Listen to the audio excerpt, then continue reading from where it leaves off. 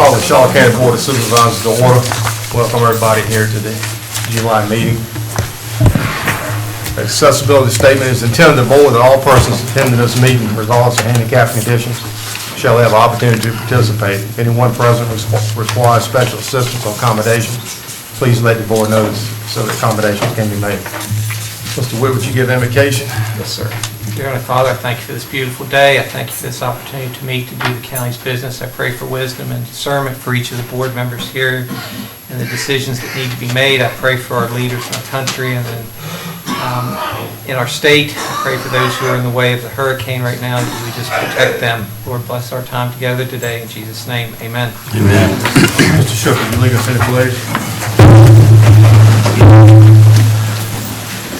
Allegiance to the flag of the United States of America and to the republic for which it stands, one nation, under God, indivisible, with liberty and justice for all.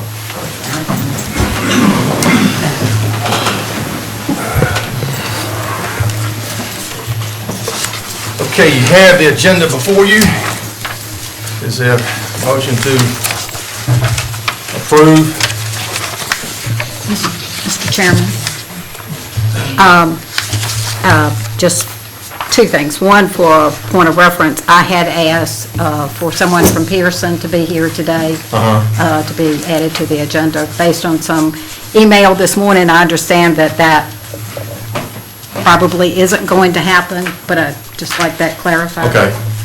And secondly, whether or not we're going to consider the ordinance and the adoption of the Centel agreement today. Okay, I don't think that's going to happen today. Yeah, remove that. So that's So just to clarify, we're removing Chantel, correct? Yes. Making no decision on Chantel? Yes. Yes, ma'am. Thank Page you. 26. So is there a motion to approve the agenda as Mr. Chairman, presented, minus the approval for the Chantel? Mr. Chairman, can I make a quick comment? Yes, ma'am. On our strategic plan, which went out for public comment and that we approved, broadband and internet access was our number one priority. It continues to not be on our meeting agendas, and I need to ensure that we address that going forward. I realize today is too late, but I'd like to make a recommendation that you consider putting broadband on all of our meetings going forward. Okay. And if we need to appoint someone to spearhead that, I'd be glad to put myself in for consideration. Okay, is there a motion to approve the agenda? I make a motion to approve. Second. Second. Any discussion? Hearing none, all in favor signify by saying aye. Aye. Those opposed, let the record reflect all voted to approve the agenda. On page 3 are the minutes. You got your packet, I sent you in advance, hopefully you had time to read it. Is there a motion to approve the minutes as presented? Approve the minutes. Pirantoni? Second. Second. Sure. Any discussion? Hearing none, all in favor signify by saying aye. Aye. Those opposed, let the record reflect all present voted aye. Committee reports, Mr. Walker. No report, Mr. Chairman. Ms. Fore, No report, sir? Mr. Freeman, None. Ms. Parentoni. Yes, Christmas Mother work is still going on, trying to get that back up and running. The next meeting is July 22nd at 6 p.m. If anyone is interested, please see me. Social Services, at the last meeting, we talked about teamwork, their teamwork initiative, which was quite encouraging. I'm working with the Piedmont Coalition for Substance Abuse, and as part of that, we have the next meeting is July 24th.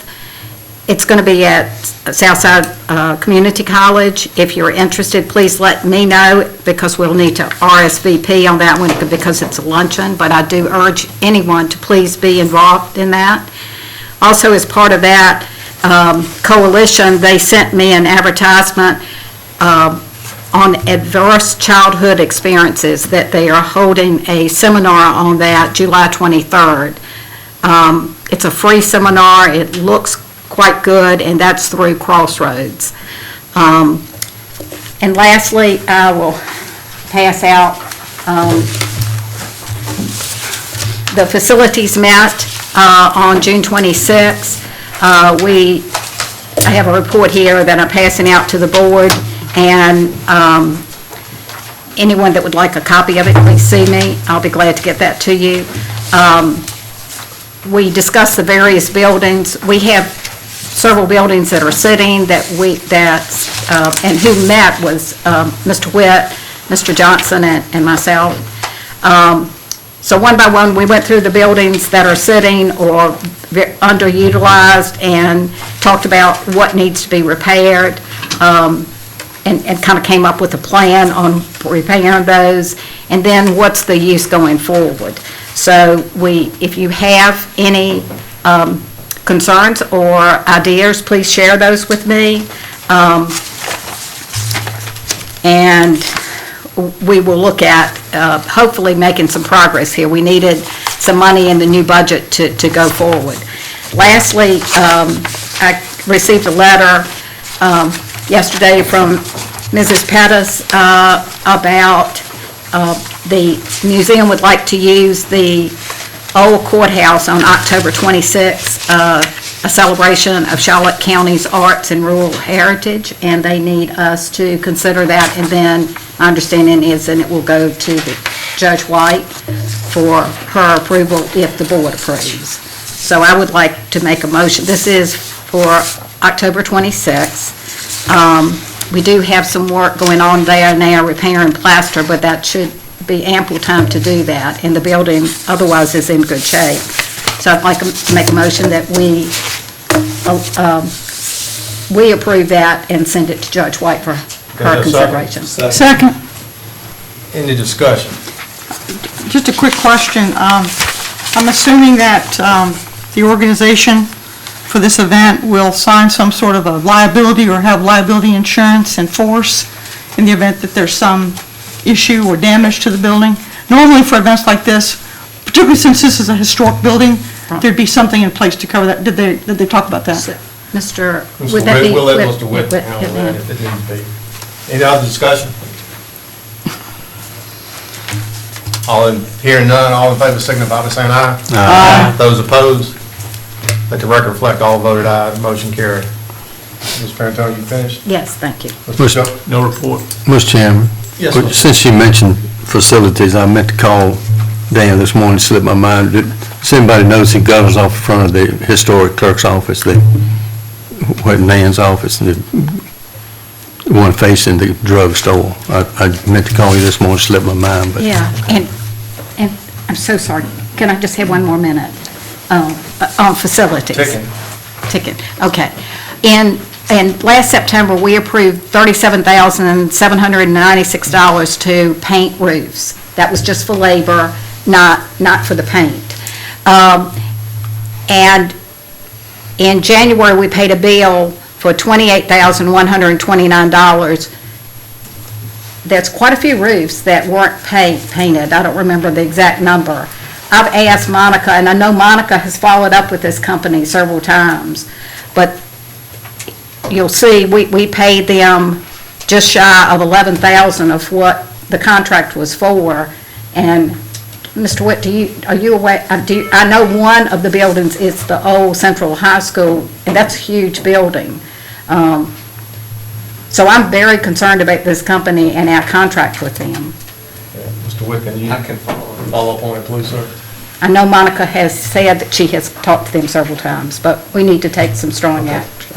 The only thing I had to offer, Mr. Witt, Ms. Parentone, and I attended a solar forum, I guess if you will, in Dinwiddie County last week in June, and there were folks from Dinwiddie County, Halifax, Montgomery, Prince George. It's just a plethora of locations, and I guess the theme of the meeting was to let counties know that counties will be losing a lot of revenue with that 80-20, and taxpayers will be footing the bill. And their urge is for us to go slow and make sure we have all our I's dotted and T's crossed. And it was a very informative meeting. They had some good points. And if you want to read about it, if you go to the VACO news site, it's on the page of the VACO newsletter that just came out. And with that, Mr. Witt, you remember that you attended a consortium, I guess, of county administrators, started in January. What's going on with that at this time? There's several of us that have been meeting with the solar industry, and what we're looking at is two things. We're looking at trying to keep projects that are at least in the process moving forward, and secondly, develop language and recommendation, and both the solar and the county administrators will be going to legislative session represented by VACO. We will be with new language to try to level and make it more fair for the counties. Okay. So we're working towards that end right now. Okay. All right, that concludes the committee reports. Public comment, we have one person, Bridget Sinnott. If you would approach the podium and state your name and your address for the record, please. Just real quickly, can I ask a question of Mr. Witt about his Go ahead. solar dealings? Okay. Since there's going to be some pending legislation or some work on some legislation, as a county, do you consider or should we consider a moratorium on new projects until this legislation activity is resolved? No. Is the moratorium legal? That's a great question. Moratoriums, it's not a black and white area of the law. It's not statutory law, it's case law that has to do with that. There are certainly cases that have been decided about the enforceability of moratorium. Some localities have taken the position, Ms. Fore, that they can amend their, well, not taking the position, they can amend their ordinance to delete solar as a permitted use, with or without a use permit. It's my belief that if you do that, it's not subject to legal challenge. If you do that, it will, of course, cause heartburn to the industry. It will, of course, cause heartburn to the landowners who want to sell or lease their land. But you can do it. And you can do it not as on a permanent basis. You can take that action with the understanding that you'll reinstate it when you get through your legislative efforts, your study period. I think that is the safer of two ways in going moratorium. And it's effective and should be insulated from successful legal challenge. Can we add that to the agenda in August? Yes, I can. Thank you. Go ahead, madam. You have 3 minutes. Go ahead. Okay, thank you. You're welcome. I'm Bridget Sinnott. I'm here today as the future owner of Shoreholders and FNS Enterprises located in Phoenix, Virginia.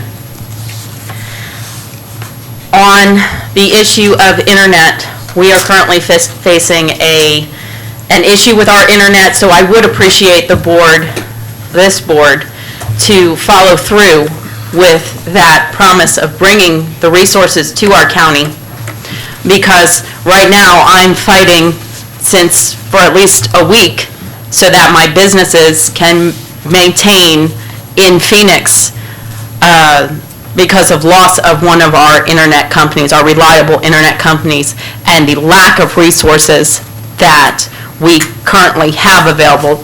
So I would encourage this board to stop putting it off. It is not something that we can afford to do. Bring new resources in, the businesses will come, opportunities will arise, and the county and the towns can grow.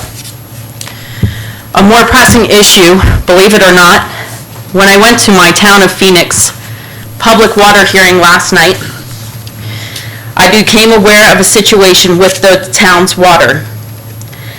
I'm not fully educated on this topic and therefore can only offer my understanding of the situation. My understanding, which is minimal, is as follows. The town's water does not meet regulations, and if it does not come into compliance, it will be shut down. This town was speaking of possibly having to replace a water tank and redoing pipes. They're currently looking for grants and loans. Donna Fore was present at the meeting last night and asked what the town needed from the county. The response was the town doesn't know what they need from the county, and they don't know the questions to ask. I have decided to try and gather information on the town's behalf. And no, I do not believe they know I am here today. I ask for any information or advice this board has. If you have ever come across a similar issue and can offer insight, I would be grateful.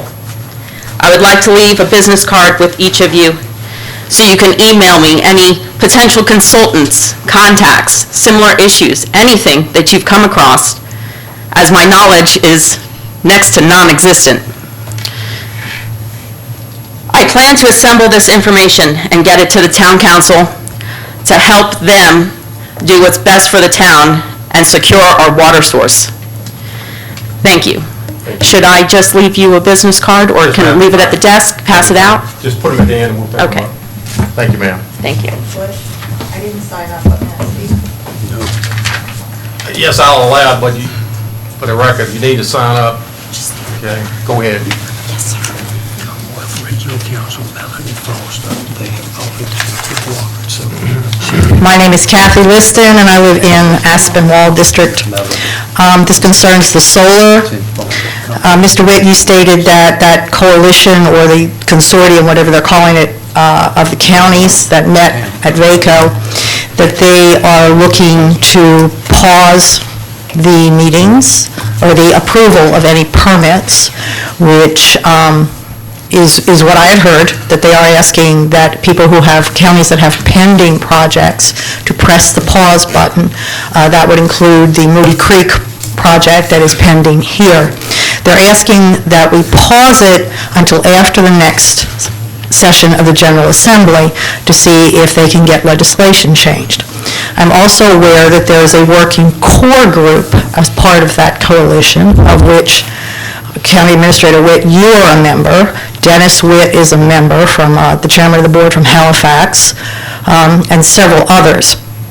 I know that our supervisor, Kay Parentoni, has asked repeatedly to be allowed in, just to sit in on the meetings, not even to be at the table, just to sit in and hear what's going on, and she has been denied that. Although the solar companies are part of that inner group. I'm also aware, Mr. Witt, that you are attempting to negotiate a side deal for Charlotte County, which seems to be at odds with what this coalition is attempting to do. The coalition is attempting to just put a halt on everything for the moment till after the next General Assembly. You're part of that coalition, you're part of that inner group, but at the same time, you're trying to cut a side deal which seems to be at odds. There's some question as to whether that side deal will even be illegal. And there's always the danger it could be perceived as a proffer or a kickback or an out-and-out bribe. We've had some concern lately with the Holocene incident. So I guess my question, and I know no one will answer questions, but my questions would be, why is Ms. Parentoni not allowed to be part of that meeting? It was said to me, well, that would be 2 people from Charlotte County. Well, I'm aware there are 2 people from Halifax County as part of that inner sanctum. One a supervisor and one the county administrator. So why can't we have someone there, since we are the ones who are being asked to pause a project? And how can you be working, it seems to me, you're working both ends against the middle. Either we stand with this coalition, or we're cutting our own deal. So I guess I just wanted to put that out here in the public, because I think a lot of people are not aware of what is going on. That 80-20 split is unfair. Most of the solar companies agree that it is unfair. People are not aware that solar panels are not taxed as machinery and tools.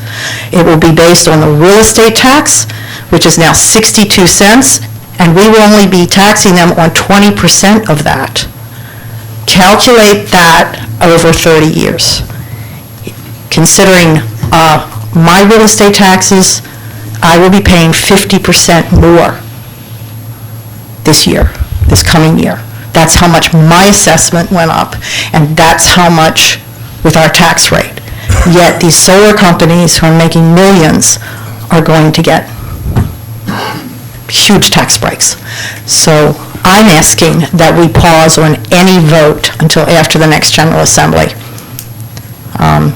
We can always readdress it. I'm not against solar, Francis, I'm not against solar at all. Not at all. There's pros and cons in it, but I'm not against it. So, there is my statement. Thank you. Thank you, Ms. Liston. Okay, next is Mr. Frederick, Scott Frederick from VDOT. Sir, approach the podium. Good afternoon, supervisors, county administrators, and everyone else here today. I wanted to talk about some of the stuff we've been working on throughout the county, and then tell you about some of our plans, and then maybe take some comments about things that we may need to be made aware of. So, I guess we've been trying to catch up on some drainage issues throughout the county, so you may have noticed that we've been cleaning out some ditches and doing some pipe replacements and cleaning out the ends that may be clogged up. Another thing you may have noticed, we're actively working on some low-hanging limbs that, especially if you're a truck driver or a school bus driver, have farm equipment, there's a lot of low-hanging limbs out there in the county. So that's something that we have on our, it's a priority to us right now. We've done some of it, we've got more to do. And we're all excited that we've finished the paving on Route 47. We finished that 2 or 3 weeks ago. I think it was a successful project.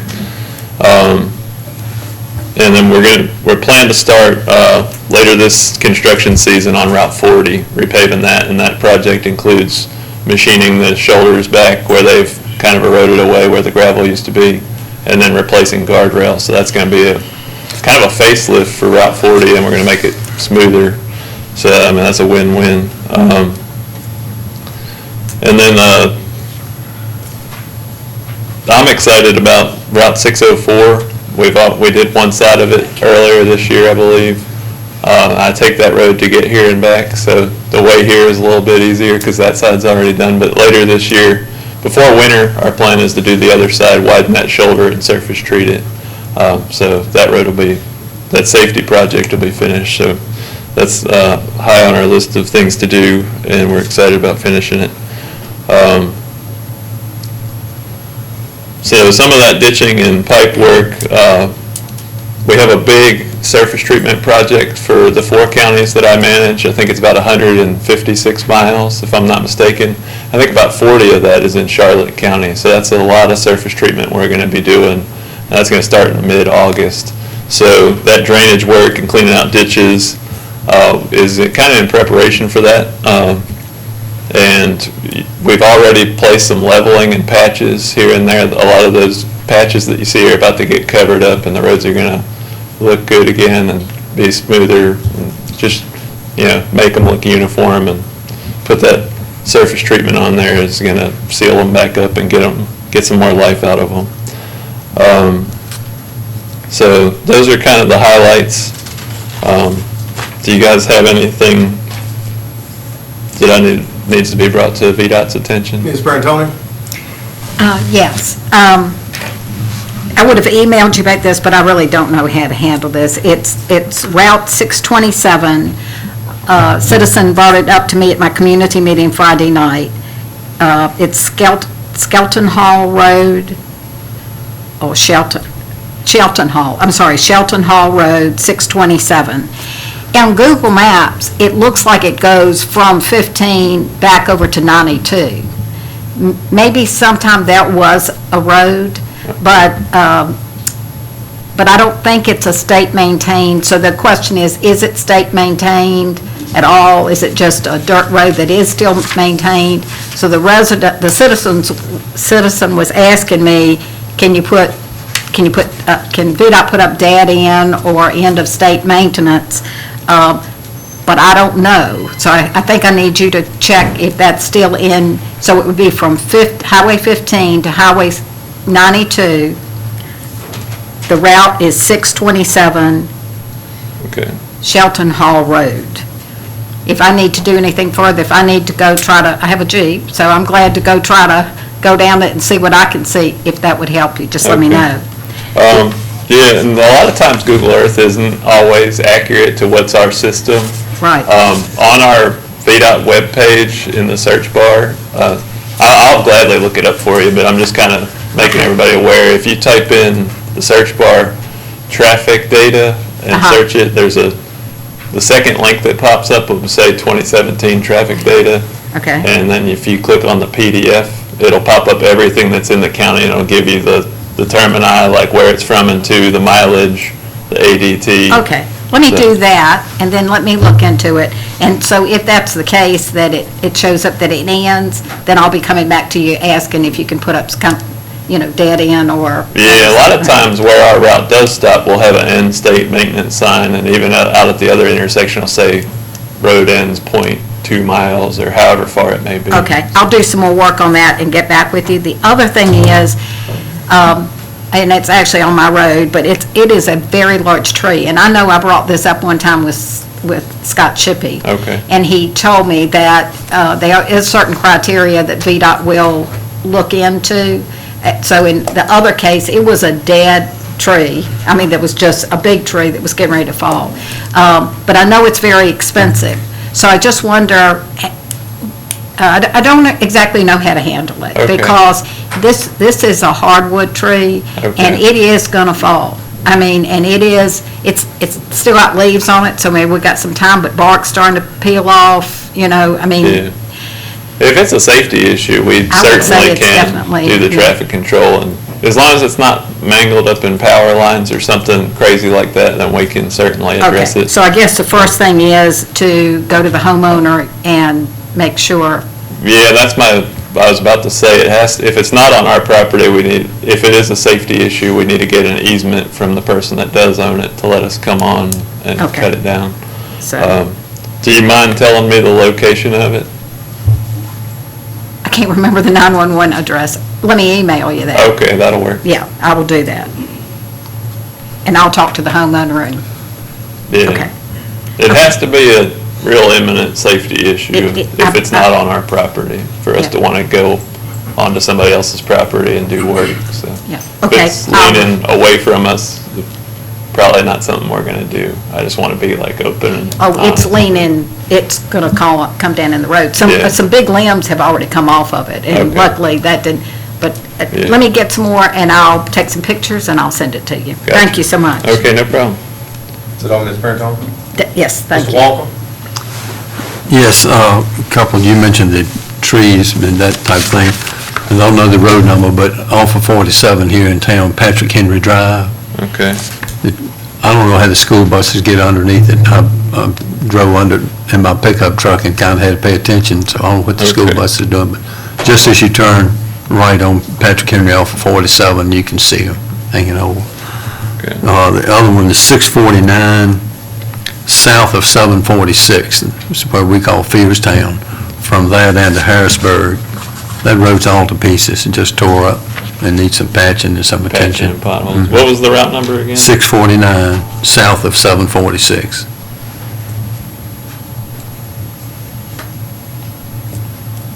And one more item. When you get to Okay. Route 671, it's over in the Abilene area. There was an accident over there this weekend, and the 911 address was 12676 County Line Road. And the thing that caused of it was the trees have grown up, it's a curve, and the trees are blocking the vision around the curve, and it's a head-on collision there, two cars Okay. met on it. So if they can maybe go through there, I don't know if they still do sidewalling, but that's kind of what I think it needs. But, Yeah, okay, we'll definitely look at it. okay. Is that road wide enough? Does it have a double yellow line? Okay, it's narrow.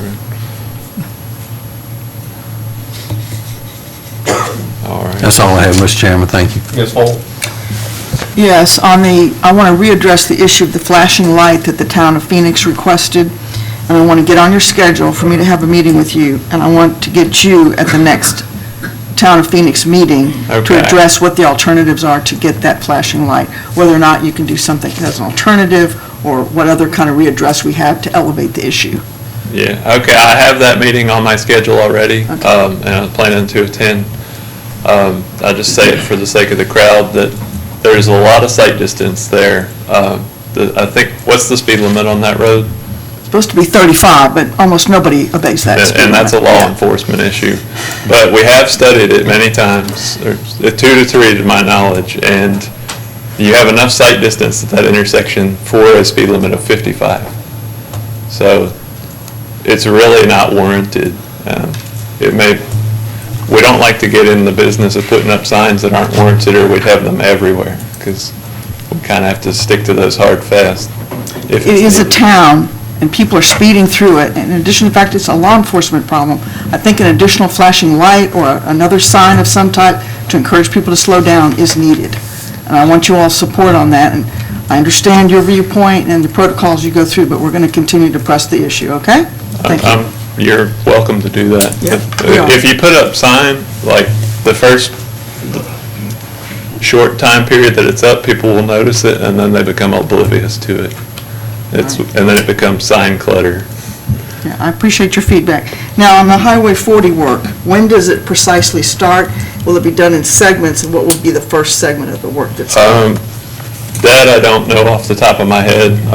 I could let you know the limits of it. Is it imminent? Is it going to start like in the next month? Not in the next month. I think it's going to start the September, October time period. Okay. Can you bring that information at the next meeting? Yeah, I'll be happy to do that. Yeah, because I think that's important that people know, because if there's lane closures or parts that are affected for commerce. Right, and things like that, I always no. reach out to the county about school buses and Yeah, for the because bus school will be routes. starting and all that Yeah, good stuff. Okay. okay. I'm done, Mr. Chairman. Thank you, Mr. Frederick. No problem. Mr. Freeman? Yes, first I'd like to thank you for cutting the grass on the highways, make it a little safer, and makes the county look a little better. Well, thank you for noticing it. But still got the problem with Hannah Road. We talked a little bit about the count, they want the road paved Yes, sir. on that dirt section. I think you gave me a count. Yeah, I looked up the data. We talked about it at the last meeting, and I was supposed to let you know, and I looked it up to bring it here with me today. In that same, I got it at the same place I was telling Ms. Pierantoni about earlier. There's 2 sections of that road on our list of roads for Charlotte County. One of them has a traffic count of 40, and the other one has a daily traffic count of 20. And in order for it to be something that would qualify for our 6-year plan, it has to be above a traffic count of 50.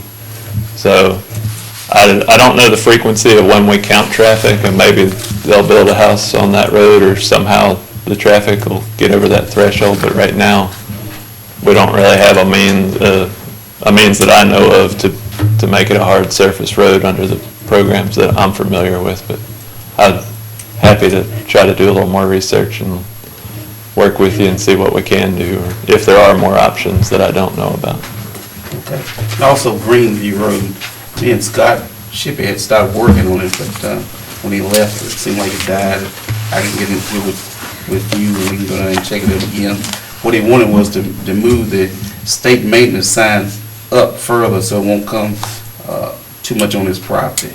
Yeah, I'm excited to hear that. I wrote down a note from talking to you earlier. Okay.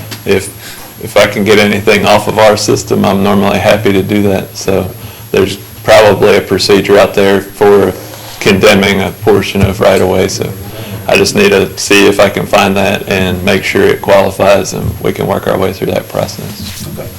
That's all. Mr. Shook? Yes, Scott, about 15 business from the intersection to Keysville has not been mowed.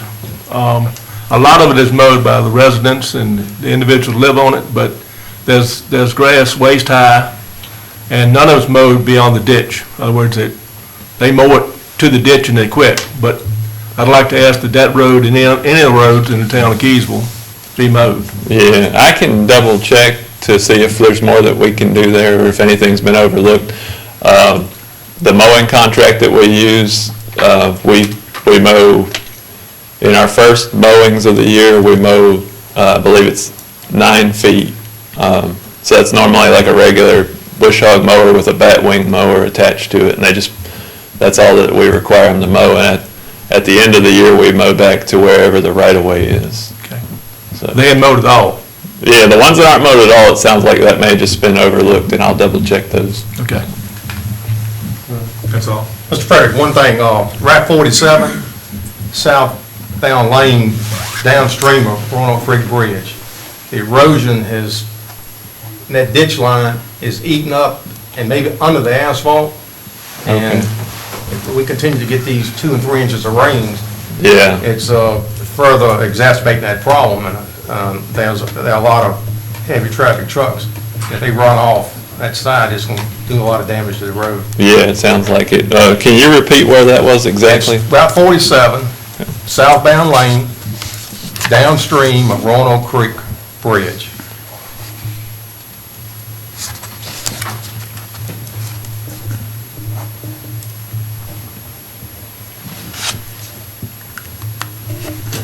That one sounds like it needs immediately. It's really bad. It's, Yeah, okay. every time it rains, especially hard rains, we get lots of water. It's eating down, and it's taking the topsoil off, and it's down into the red mud. And it also, it looks like it's kind of gotten up under the edge of the asphalt right there, one spot. Okay, yeah. Thank you for bringing that That's to all our I attention. Okay, Thank you, sir. no problem. Thank you, guys. Next on the agenda is the Sheriff's Department accreditation. Mr. Witt, anything you want to comment on that? I'll turn it over to Sheriff Thomas.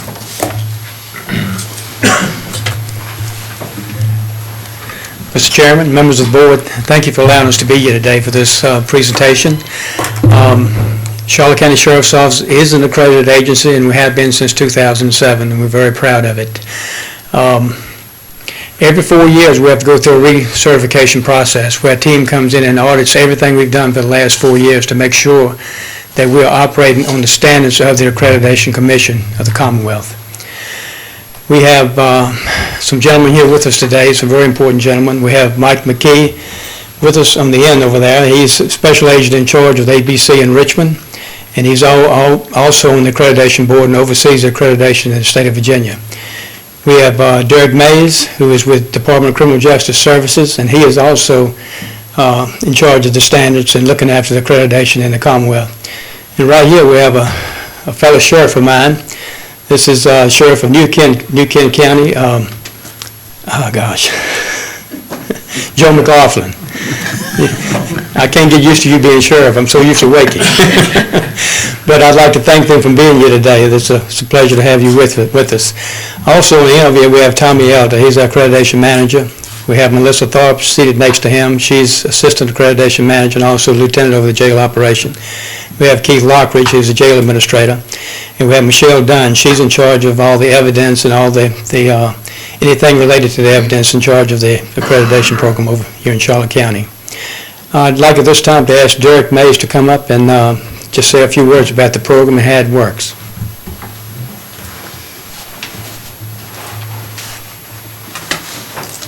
Good afternoon, everyone. As the sheriff said, I am Derek Mays with the Department of Criminal Justice Services. Prior to that, I spent 20 years at Brunswick County Sheriff's Office, and I spent 12 of those years as the accreditation manager. It's an honor to be here today because accreditation is not something that the Sheriff's Office can do by itself. It's a community effort as well. And every time I go out to do these presentations, and people will ask me, well, they're accredited, what does that mean? Why you do it? And my response is always, you want your schools accredited, don't you? You want your hospitals accredited, don't you? Then why wouldn't you want the people that spend 24 hours a day, 365 days a year accredited? That is protecting you and laying their life down day by day. Whether you see it or not, that is what's going on. And that's what accreditation is all about. Being the best that you can be and being open about being the best. There are no hidden windows, there are no hidden figures when you do accreditation, because we go into everything. When I can send a team in from anywhere in the state of Virginia, and they come out 3 days later with a smile on their face as they did with Charlotte County, then you know you're working with some professionals, and you've got a group of professional people protecting you. And that's what accreditation is all about. At this time, I'd like to bring Deputy Chief Michael McKee, who actually trained me and stole my lunch many years ago. Don't laugh, because Sheriff McLaughlin helped me steal my lunch. They broke me into this process. So, Deputy Chief.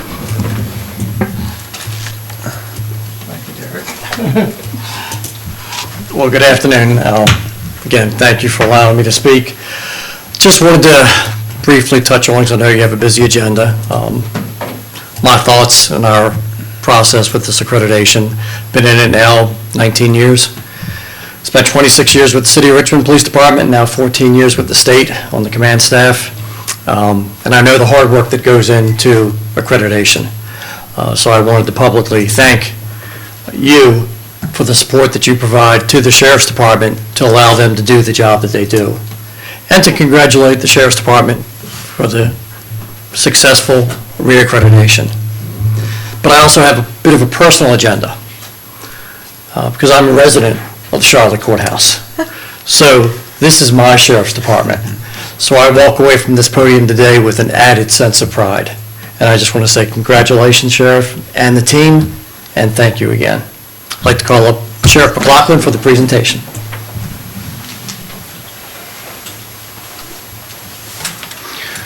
Good afternoon, all, and as Sheriff Jones tried to say, I'm Joe McLaughlin, the Sheriff of New Kent County.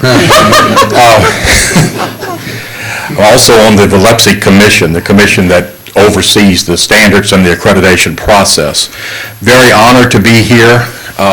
Our agency has worked very closely with Sheriff Jones over the years, and he does remember my former sheriff, recently retired Sheriff Wakey Howard, who was the #1 sheriff in the state upon his retirement, and now the true #1 sheriff in the state is Thomas Jones. And I don't mean in seniority, I mean in gentleman, a professional, consummate professional, and a person who truly cares about his community and about the Commonwealth of Virginia. So I'm very honored to be here to make this presentation. We'll read the certificate, and then I'll ask the sheriff and his staff if they might come up. Certificate of Accreditation. This document certifies that the Charlotte County Sheriff's Office came before the Virginia Law Enforcement Professional Standards Commission on May 2nd, 2019, and has met the requirements set forth by the said commission, and is therefore certified an accredited agency for a period of 4 years, this being their 4th award. Sheriff, if you and your staff would come up, I'd like to present this to you on behalf of the Biloxi Commission and on behalf of the Virginia Sheriff's Association and all its members.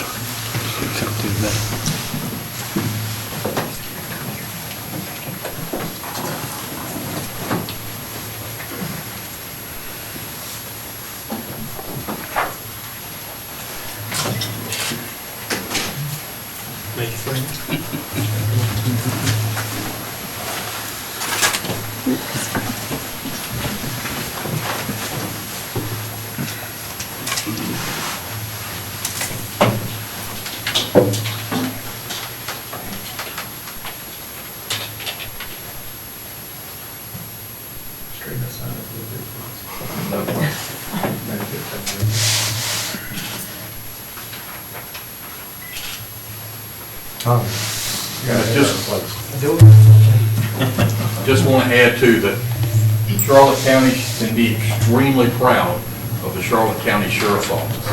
Very professional organization, and this reaccreditation proves that not only they talk the talk, but they walk the walk, and they get the job done to protect the citizens on a 24-hour basis daily.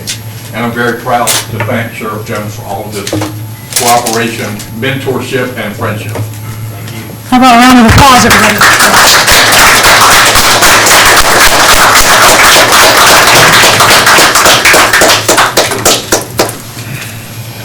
I just want to say one more thing before we dismiss. This accreditation is about these men and women. It shows what they do behind the scenes, not just what they do out front that you see on an everyday basis, but it shows what they do behind the scenes that nobody ever realizes goes on. Everything that they do is done according to the accreditation policies and procedures, and we have to follow that. And it says a lot about my department and my staff. They do it, not me. They're the heroes in this. But thank you again so much to the board for allowing us to be here. Have a good day.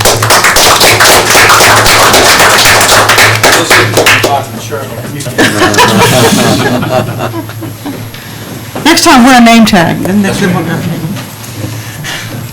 All right, next on the agenda is to set a public hearing for planning commission code changes, August 14, 2019, immediately following the cellular hearing. So moved, Pierre and Tony. Is there a second? Second, Donna Fore. Any discussion?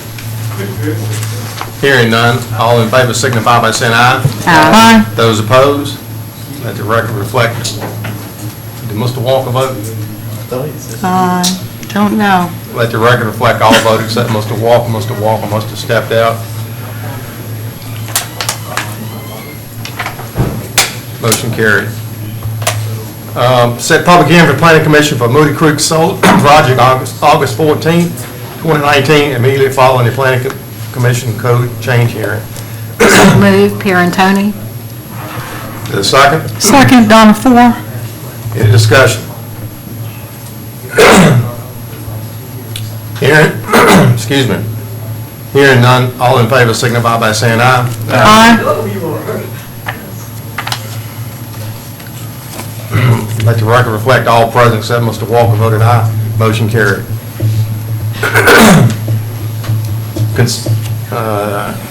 Next is to consider adoption of ordinance between Charlotte County and, well, we're going to take those off. On page 47, consider adoption of debris management plan resolution. Is there a motion to accept this?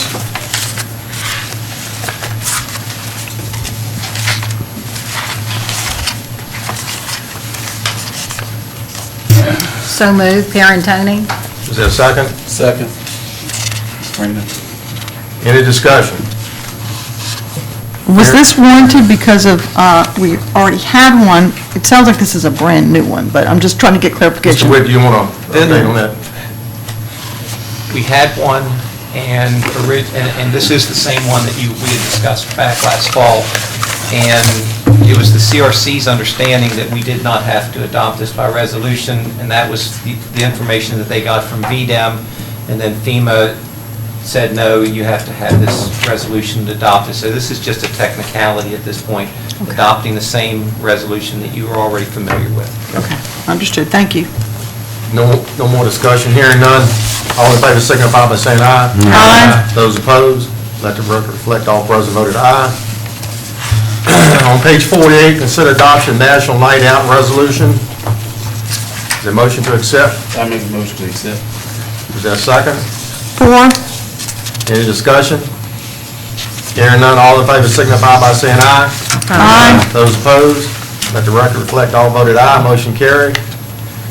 On page 49, consider a funding request from the 15 under Dixie baseball team. I'm going to put this to the Recreation Committee and let you guys give us a recommendation. Mr. Chairman, Go ahead, Mr. Walker. thank you for that, but there are two groups that are already qualified and one group that's still playing, so if y'all could authorize us to make a presentation, it'd have to be before our next meeting. Be similar or less than what we did last year, but the pleasure of the board and yours. Any other comments from the board members at this time? What money are we talking about? Yeah, And is it there's no money on here, so. And is it in the budget? Mr. Witt? It's money in the recreation budget for it, yes. But how much are we allocating? Well, we're trying to find out how many teams are going, and then we'll divide it up, similar to what we did last year, or less. Ballpark. $500 probably. Yeah. Okay. I'm just Thank you. saying it. Yeah. I just wanted some kind of ballpark, that's fine. All right. Excuse me, Mr. Go ahead, Chairman. Ms. So we do have like a line item that's just set aside for something special over and above what we normally give the team. Yes, ma'am. Last year we did that. Remember, I polled everybody. We had the money in the budget, but we couldn't get everybody together, so we Yeah. sent some money Okay. last year. Well, very proud of the teams for what they've done. Absolutely. And these are all 13 years old and older. This is not the younger group. The younger groups are three. Actually, it's the Dixie Boys program. Dixie Boys program, right. Whereas the other one is Dixie Youth. Correct. And we'll get to see them, they're gonna come here at some point, and we get to honor them. We hope. Okay. Yes, we'll invite We them. did that last year, so. Yeah. Okay, architectural service recommendation for the school facility assessment. Ms. Elder, would you come to the podium and give us a briefing, please, ma'am? Following the adoption of a resolution by the Board of Supervisors at their April 10th meeting regarding the Phase 2 school project and the appointment of an ad hoc committee to work with a consultant on this project, an RFP for professional consulting services was issued on April 26th. Project goals listed in the RFP included assessing the condition of the two schools, identifying needed upgrades and renovations, reviewing and evaluating Jamerson Lewis's proposed change order, considering possible cost reduction measures, and obtaining a recommended scope of work and associated estimate cost to address the needs identified. Four proposals were received in response to the solicitation, and an evaluation committee consisting of the county administrator, myself, and Charlotte County Public Schools Executive Director of Operations, Brett Arbogast, interviewed the top 3 offerers, and then following the interviews, we initiated negotiations with the top-ranking offerer, OWPR. We are recommending that the board award the pre-construction architectural engineer contract associated with Phase 2 to OWPR Incorporated of Blacksburg, Virginia, for the negotiated price of $25,000.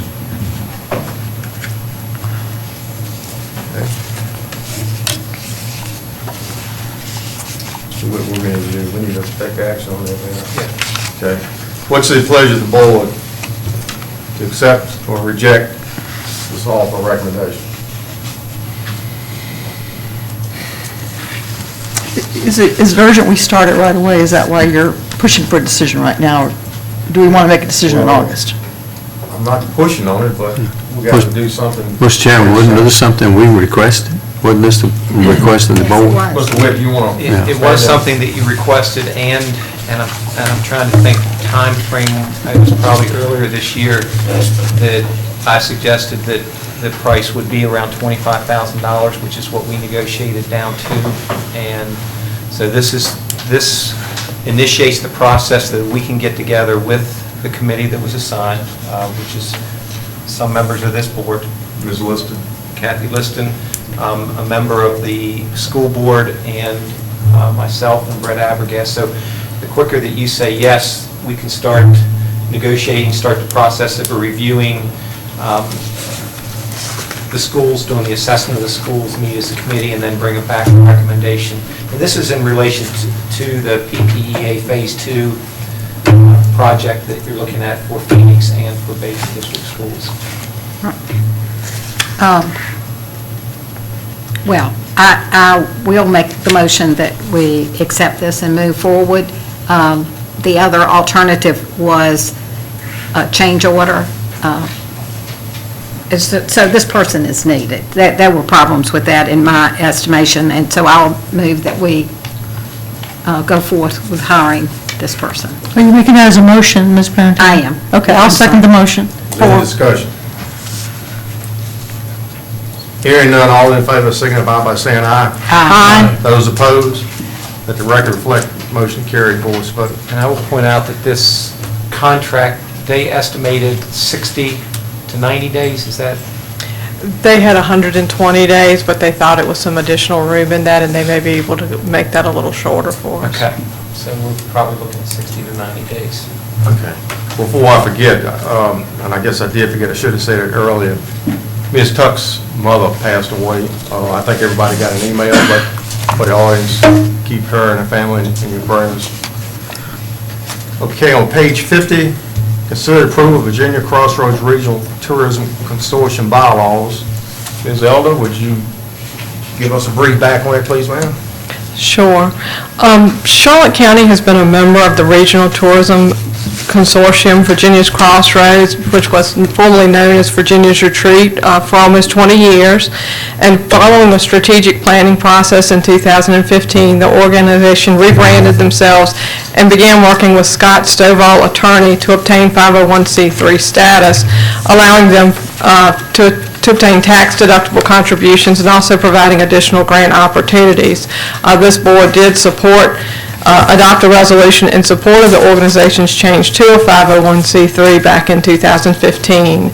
The adoption of new bylaws is one of the last steps in the process of applying for the 501c3 status, and prior to considering adoption of the draft bylaws, each representative has been asked to bring those to their governing body for approval.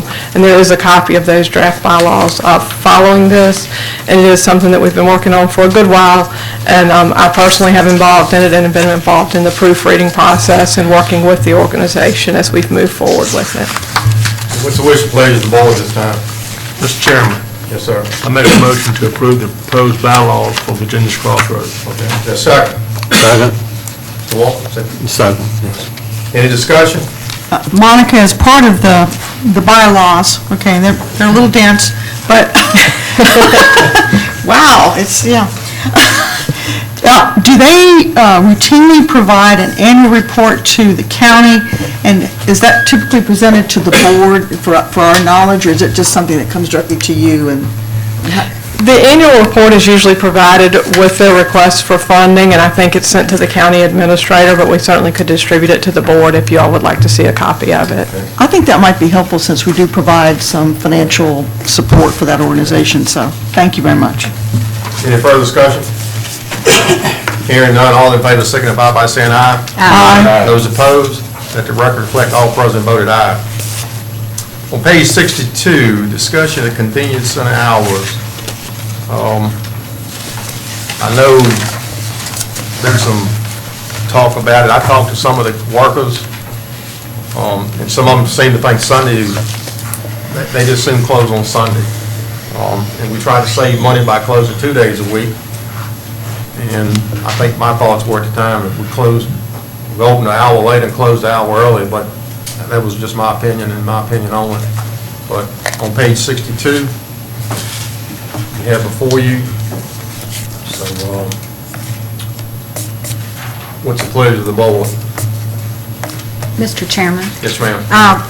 We talked about this a whole lot during budget season, and the bottom line is, it is a way to save money. Now, Mrs. Fore's made a really good point that it's bad when you raising taxes and cutting services, but the reality of it is, if we don't make cuts somewhere, we're going to have to raise, we're probably already going to have to raise taxes even more. That's the forecast from Davenport next year. So, at some point, things are going to hurt. It's going to hurt. I think, based on what we talked about during budget, this is a start. We can see if citizens are very unhappy with this schedule and it's inconvenient, then maybe they can suggest to us where we can find $173,000. I've been looking at some of the revenue and have mentioned some things to Mr. Witt where I think that we are losing out on revenue, but that's a discussion for another day. But I would move that we go forward with the plan to close the convenience centers, because I don't see any other way right this moment that we can save the money. Is there a second? I thought we'd already voted to do it. Yeah, this is, Okay, all right. this is, Okay, just for Okay. correcting. If we're not going to change, we wouldn't need a motion. No. All right. All right, page 60. Mr. Chairman, can I make a Go ahead, comment? Ms. Ford. I'm still opposed to the implementation of this policy, and I understand what Mrs. Parentoni is saying, but $36,000, almost $37,000, is not a big drop in the bucket for the debt that we owe. And we made a commitment to the citizens of this county to provide goods and services. This is a service that we're declining support on to the tune of $36,000. That's not a very big savings. 173, 472. It's 36,000 per day. That's per day, right. Yeah. Okay, I'm saying per day, okay? Yeah, so it's So that 170. minimal saving per day, I don't think is worth the grief that the people have to undertake because they can't use their convenience centers. And we never determined what they were going to do on the days that their service centers were closed. I guess they're going to go to another one. And I don't know what that plan is. That has not been revealed. All we've said is we're closing the centers, but we haven't come up with some kind of plan. At least I haven't seen one. Maybe Glenn has one. So, again, I'll just make the statement. It's not good governance to raise taxes and decrease services. This is a vital service we provide to our citizens. I am still opposed to this. Thank you, Ms. Ford. Page 63, discuss consolidated concealed weapons permit fee. I've gotten some input from some members who think $50 is too much in accordance with the Second Amendment, right to bear and carry arms. I think there's a nationwide effort to do away with concealed weapons permits, but anyway, I asked Mr. Witt to put this on the agenda. We charge $50, some localities charge $15. Yeah. If you look on page 63, $15 that goes to the state, and what they do, it goes to the state police, and the rest of it comes back to the county. And basically, I don't think there's any background check done on anybody. It's supposed to be. Yes. Who does it? Sheriff's office. They do it? Yeah. Okay, I take that back then, because I never had anybody contact me, so I guess they don't talk to the individual. They get the application from the court. Okay. Run it. So they don't say anything to the applicant at all? I don't know. Okay. They drop it off at the clerk's office, and we get paperwork when the background investigation. I guess the reason I said that because I had a DOD clearance, and part of my background investigation, investigator had to talk to me, so I made the same assumption, and I was wrong in that assumption there. But anyway, that's, if you look, like I said, Campbell County charges 15, Mecklenburg 50, Meade 15, City of Lynchburg 50, Cumberland County, Pennsylvania County 50 respectively. Prince Edward's 50, Lunenburg's 15, Appomattox is 50, Dinwiddie and Halifax is 50 respectively. So, Mr. Looks like Chairman. we've come down the sweet spot, Mr. Chairman. It does have some expense barrier to it with the background check. I would think it'd be worth to most people to pay $50 to have a right to carry, but whatever's the pleasure of the board, it looks like with the other counties, we're kind of in line. Mr. Chairman. yes, ma'am. Citizen Henry Hughes had sent an email out to all of us, and then I replied back to him, I think Mrs. Fore did too, maybe others. He had sent me an email last night, and he asked that I read this. He said, if I may, there are counties that are beginning to lower their CHP fee to the state mandated minimum of 15. I'm sure some of you thought the $50 fee is for the permit and background check, as I did also. Hearing about the counties lowering their fee got me to do some research. What I have found is the court system gets $10 and the state police gets $5 for the background check. This leaves the county with a $35 profit, which according to, and he says, Mr. Butch Hamlet, goes to the general fund. I really don't think our founding fathers wanted anyone to profit from a constitutional right such as the Second Amendment. I don't like the idea of paying $15 for a constitutional right, but to tax it, which is what the extra $35 does, no matter how you look at it, is unconstitutional. Members of the board need to do what is right and lower the fee to 15. With the 20% tax increase, I hope you can see that give citizens a break by supporting this reduction. I went then online and looked. I saw what Mr. Witt had put here. So out of 122 localities, that includes some cities, 50 out of 122, 50 have some fee less than $50.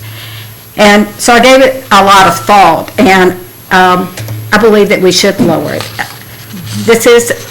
It is a constitutional right to bear arms, and if they want to exercise that right, I think it's fair that we charge for actual fee, the $5 fee, the $10 to the state police, the $10 fee to the clerk. But shouldn't our department, this citizen is using a service that we provide by the government, by our county, just like maybe this person never goes to a landfill, or maybe he doesn't have a child in school. His tax dollars are going for that. So I believe that we should lower it, and I would make a motion that we lower it to $15 and ask all of my board members to please carefully think about, this is just a service that we should be providing to citizens, and just cover the fees. Second the motion. For. Any further discussion? Yes. Mr. Chairman. Mr. Walker? I'm not sure what Mr. Freeman had to step out of the room. Could we postpone the vote to give him a chance? He's back. Okay, I don't know what his opinion is, but I thought he ought to be here. All right, any other discussion? Motion made by Ms. Parentoni, second by Ms. Fore, to reduce the fee from $50 to what? 15. $50 to $15. Suggest we do a roll call vote? I don't think a roll call is necessary at this time. Okay. All in favor signify by saying aye. Aye. Aye. Those opposed? No. Oh, wait a minute. Oh, I'm sorry. I apologize. Can we redo the aye Okay. vote? I apologize. Can we redo the aye vote? And may I, Okay, roll call vote it is. I'm sorry. Yeah. Ms. Parentoni, Actually, Katie. yes, you made a motion, roll call vote to reduce the fee. aye. Ms. Fore, Aye. Mr. Walker, No. Mr. Freeman, No. Mr. Shook, No. and I vote aye. It's a tie vote, so the motion doesn't carry. Well, Mr. Chairman, so this is one of those things that I really think that we need to have a discussion, because I understand that perhaps legally, I mean, this is the money that goes to the sheriff's department. So I really question, and if it's not illegal for Mr. Freeman to vote, I really think, again, what we've discussed, and I've spoken to him about personally, about in our manual, following a higher standard. And I think this certainly goes to it, because that extra $35 that we're talking about charging citizens is going to the sheriff's department, of which Mr. Freeman is an employee. I do not believe he should be voting on this. So I would ask him to reconsider and abstain from his vote. And I'll make the motion another time. Don't it go to the general fund? Yes, Mr. Chairman. Go ahead, Mr. Shook. That's my question. I didn't know it goes to the sheriff. I thought it went to the general fund. General fund too. So how does the sheriff's department benefit any more than the rest of the citizens of Well, I Charlotte County? don't know. I just made the assumption it went to the general fund. Sounds like it's an assumption, not a fact. I'm looking at the.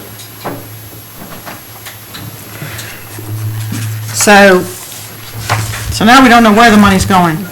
It should be going to the Great. fund. So we made a vote on some without having all the facts. Oh, man, that's According to the incorrect. state code, the court shall charge a fee of $10 for processing an application and issuing a permit. Both law enforcement agencies may charge a fee not to exceed $35 to cover cost of conducting an investigation pursuant to this code section.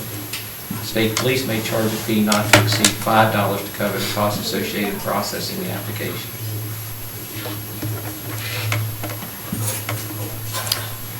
I think we know where the $35 is going. So the act states that its purpose is to promote confidence and trust in public officials. The act establishes a minimum set of standards, and the minimum standards of behavior set forth in the act do not prevent a board member from following higher standards in order to avoid the appearance of a conflict.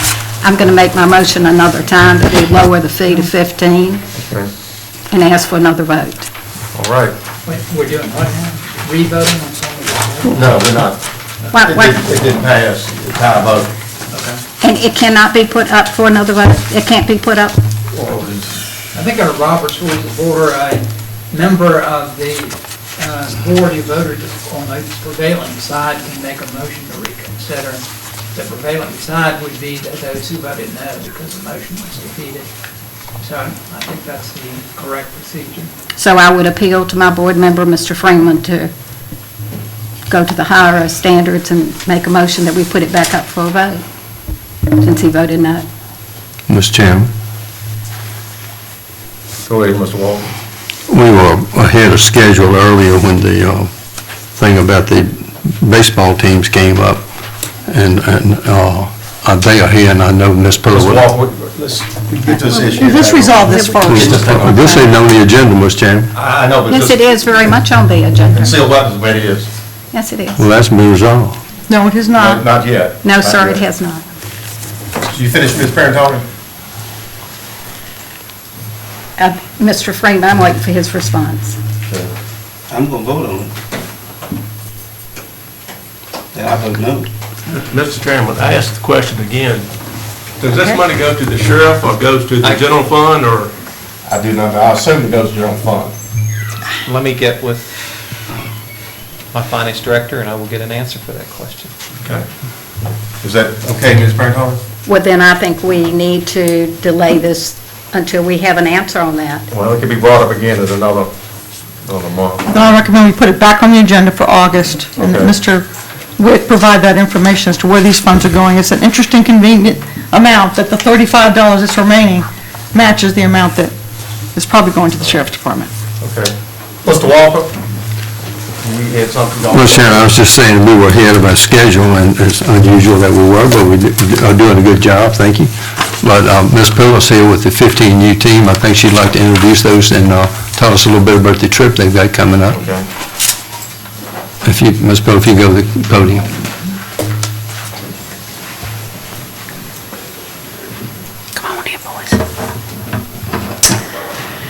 Good afternoon, Mr. Chairman, board members. We appreciate this opportunity to speak to you this evening. I am speaking to you on behalf of the 15U Charlotte County 2019 state champions.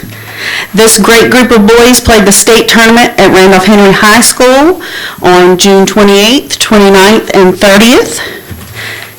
The tournament consisted of 9 teams divided into 2 pools. Randolph Henry hosted Pool A, and Pool B was hosted in Madison Heights.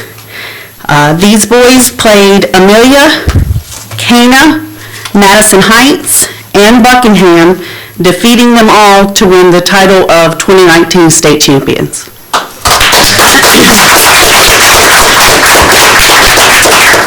It didn't stop there, that's where it just began. Since the tournament, these boys, as well as their parents, have been working many long, hard hours. You may have seen them today, running the streets of the county from Willersburg to Charlotte Courthouse to Keysville, delivering hot, fresh, Krispy Kreme donuts. We have also done Drake's Days. I know we saw many of you there. We've had fundraisers on Facebook, which some of you have supported as well. And we've also been collecting sponsorships. So the community is already coming together as a whole, as they always do, and we greatly appreciate that. We are coming before you again asking for your support, as you have done in the past, and we are ever so grateful for that opportunity you provided us last year to take not 1 but 3 teams to the World Series. I will turn this over to our group. I do have 11 players and 4 coaches going on this team. Of course, they all couldn't be here today. Many of our boys, being the 15U team, have jobs in the summer, and their parents as well. So these boys that are here would like to say a few words to you. And again, I appreciate your support and your consideration of helping us out again this year. My name is Tyler Franklin, and I'm just grateful for y'all's support for us to go to the World Series. Thank you.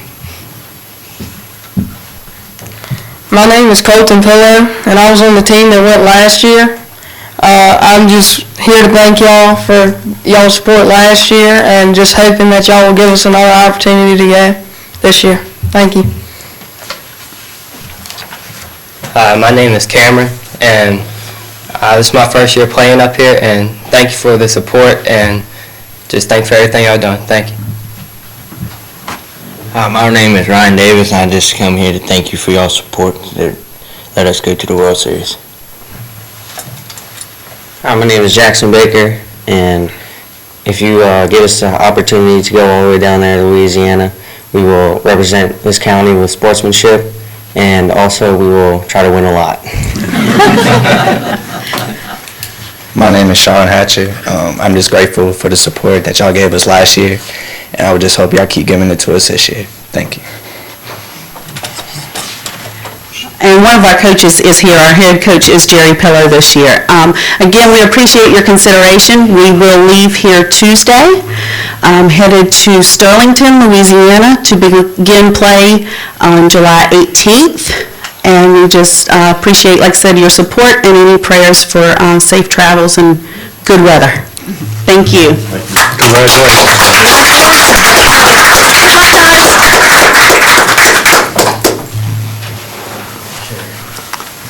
Well, Sharon, they'll take personal checks too.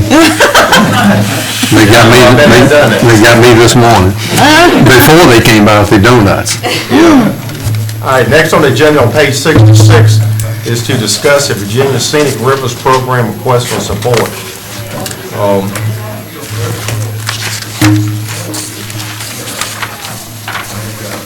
Tommy, you want to go to the podium and state your name and address? Please, sir. My name is Tom Stutz. I'm from Halifax County, Virginia. I've been in, is this thing on?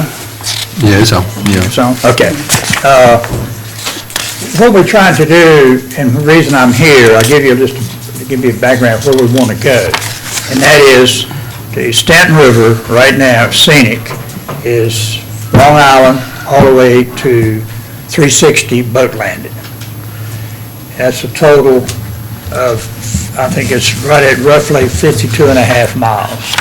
The only thing it's lacking is from there down to the Stanton River State Park. And this is still Charlotte County on that side, Halifax on the other side.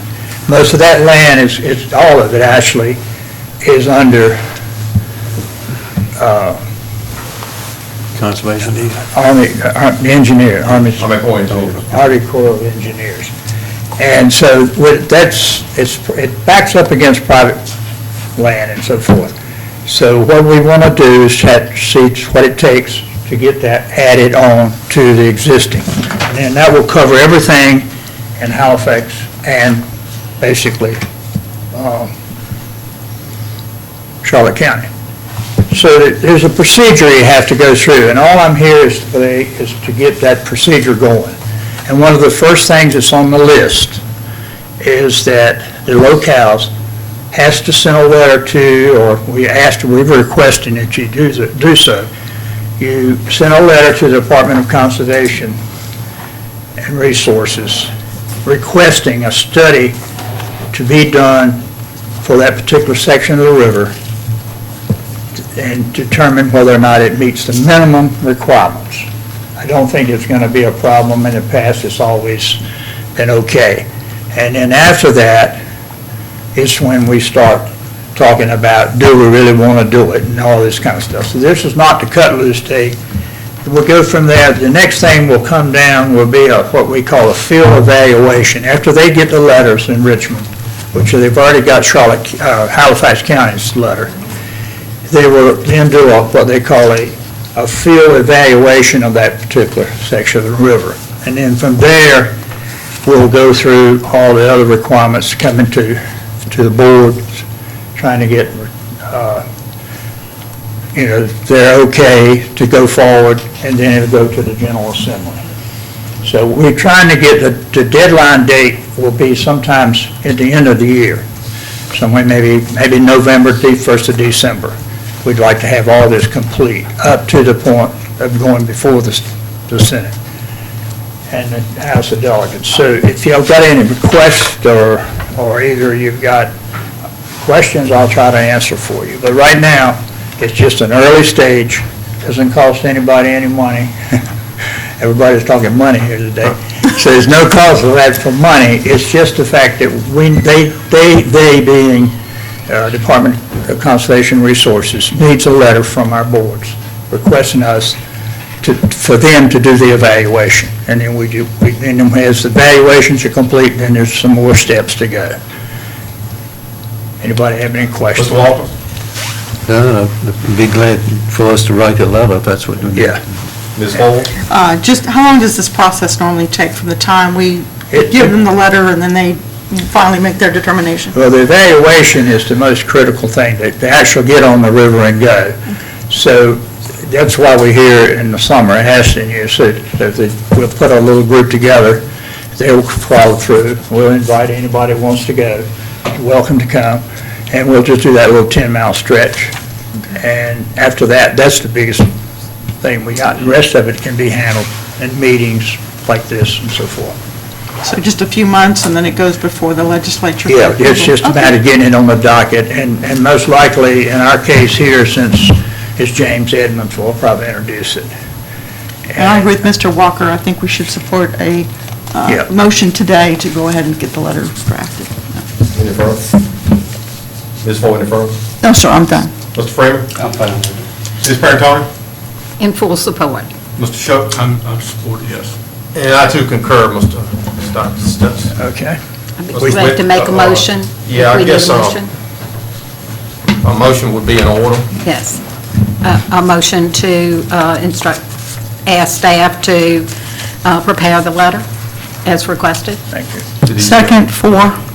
Any discussion? Hearing none, all in favor signify by saying aye. Aye. Those opposed, let the record reflect all present voted aye. Thank you. Should that be a resolution from the board or just a letter? How did Halifax do it? I don't know if I have one with me, but I could probably give you a little, it's just a paragraph or two saying that you requested. Okay, well, Mr. Wick can take care of that. I don't know, I talked to Mr. Quick when I was in here, he's a little bit familiar with it. Okay. And I think, did you have a package for these people?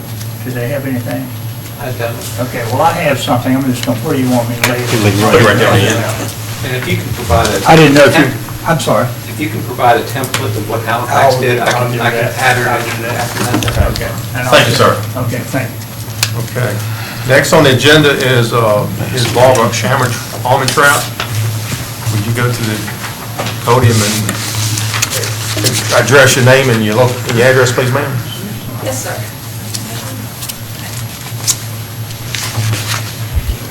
Hi, I'm Barbara Armentrout. I'm from Farmville, Virginia. And, may I speak? Yeah, go ahead. Yes, Okay, thank you. I live in Farmville. I'm here to ask for money, y'all's favorite subject, asking for a donation for FACES. And FACES is, Mr. Witt asked me, and I didn't know, Farmville Area Community Emergency Services. It's also known as the Farmville Food Pantry. I'm on the FACES board, and I also donate my time on a weekly basis to the distribution center. For background, Farmville FACES has been in operation since the late 80s. They purchase food from Feedmore and Richmond and general vendors. They get a monthly distribution from USDA. The goal of FACES is to prevent hunger or undernourishment and improve the lives of local citizens and in need. And they do a weekly distribution. A lot of places do once a month. Farmville FACES does weekly. 6 years ago, it was determined that the southern end of Prince Edward County and Charlotte County individuals were not being served as well as the Farmville area because it was too far for them to drive. So 3 churches in the area at County Line at Abilene created a second distribution center. And we are there 52 weeks a year serving food, giving out packages to individuals that live in southern Prince Edward County and in Charlotte County. We're run totally by volunteers. There are no paid employees at Farmville or County Line. Farmville FACES pays all the expenses for County Line. They pay the insurance, electric, heat, and so forth. County Line provides food, as I said, 52 weeks a year, and this is where y'all come in. We average every week feeding 116 households from Charlotte County, consisting of 200-plus individuals residing in the county. So therefore, because we're servicing a large client base in Charlotte County, we were wondering if in some future point you might consider making a donation to our organization. I realize the budget year just started. I'm asking if you could consider a donation now, in the future, or even in the next budget year process. We would be most appreciative of any contribution you could provide. Do you have any questions? Mr. Walker? No, ma'am. Ms. Fore? I'm in support of what you want. I would like us to entertain doing something today, if possible, or making a decision in August. Yeah. Mr. Freeman? No. Ms. Parentoni? How do you coordinate with social services? I mean, It all goes through a database, and the individuals have to sign up. They have to provide all of their income, their household income, their social security number, and all of that information. We do that annually. okay. Mr. Show? I hear good things about the one community center in Abilene. They do help a lot of people in Charlotte County. I don't have anything. Thank you, Ms. Armentrout. We will take this under consideration. I thank you. May I leave my notes Yes, and ma'am. the Sure, information if you decide to send a check? Right at the end, yes, ma'am. Right now. Thank you. Appreciate your time. All right, we are way ahead of, about a 50 hour ahead of time. Mr. Chairman, I ask Norma to call the ladies and tell them if they want to come ahead. Okay. If you want to skip down. All right, what I'll do right now is go ahead and do the administrator's report, and we'll come back and get Commissioner Revenue and the treasurer.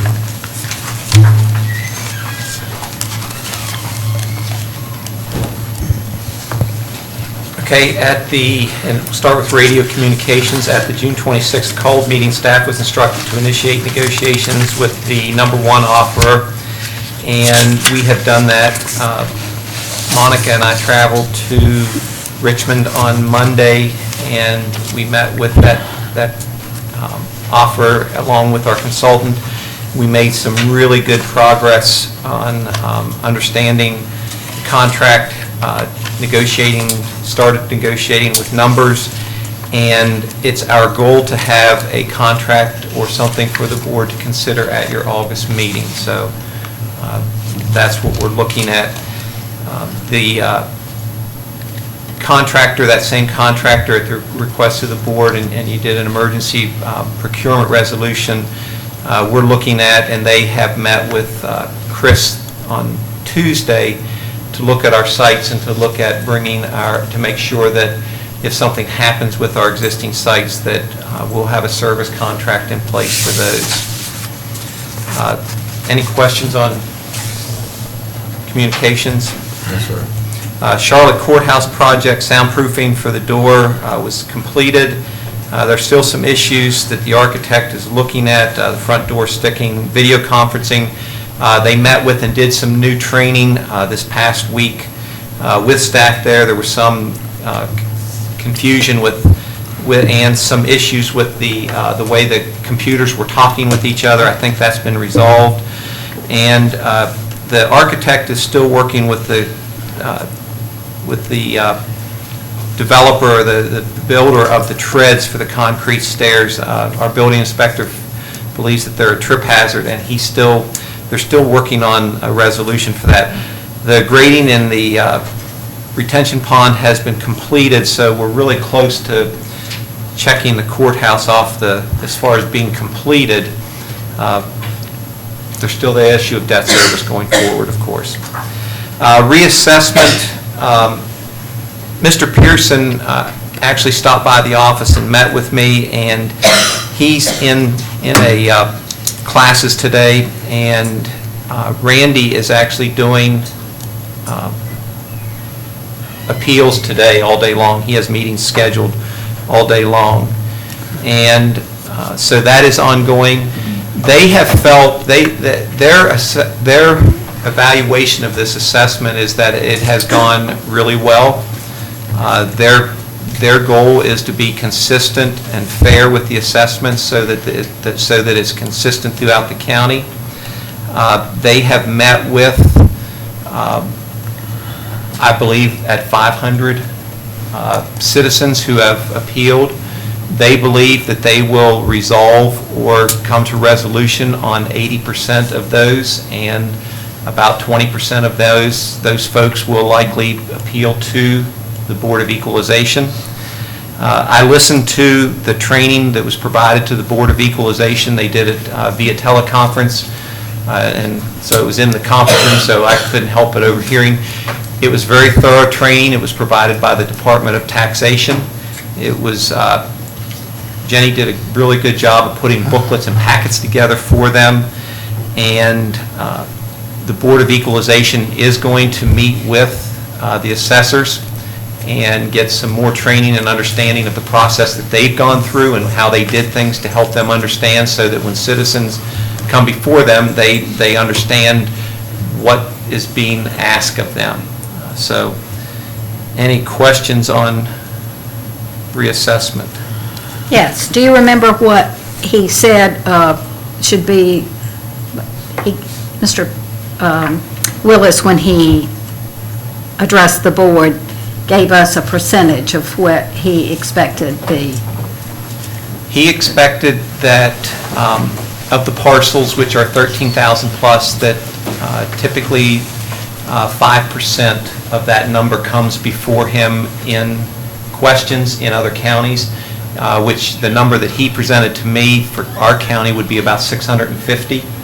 And he said they're at or under that, so he thinks it's consistent with the appeals processes that he has seen in other localities that they have done.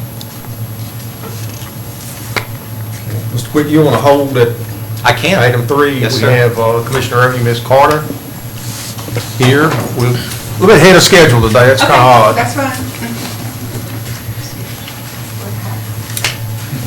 You want to talk on the RDA tax system, ma'am? Not really, but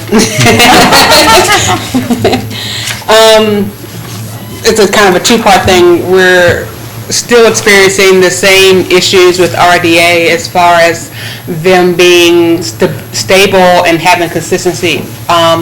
For instance, right now, I've been waiting to send out our business personal property returns, which normally I have out the last week, next to the last week in June, due back by August the 1st.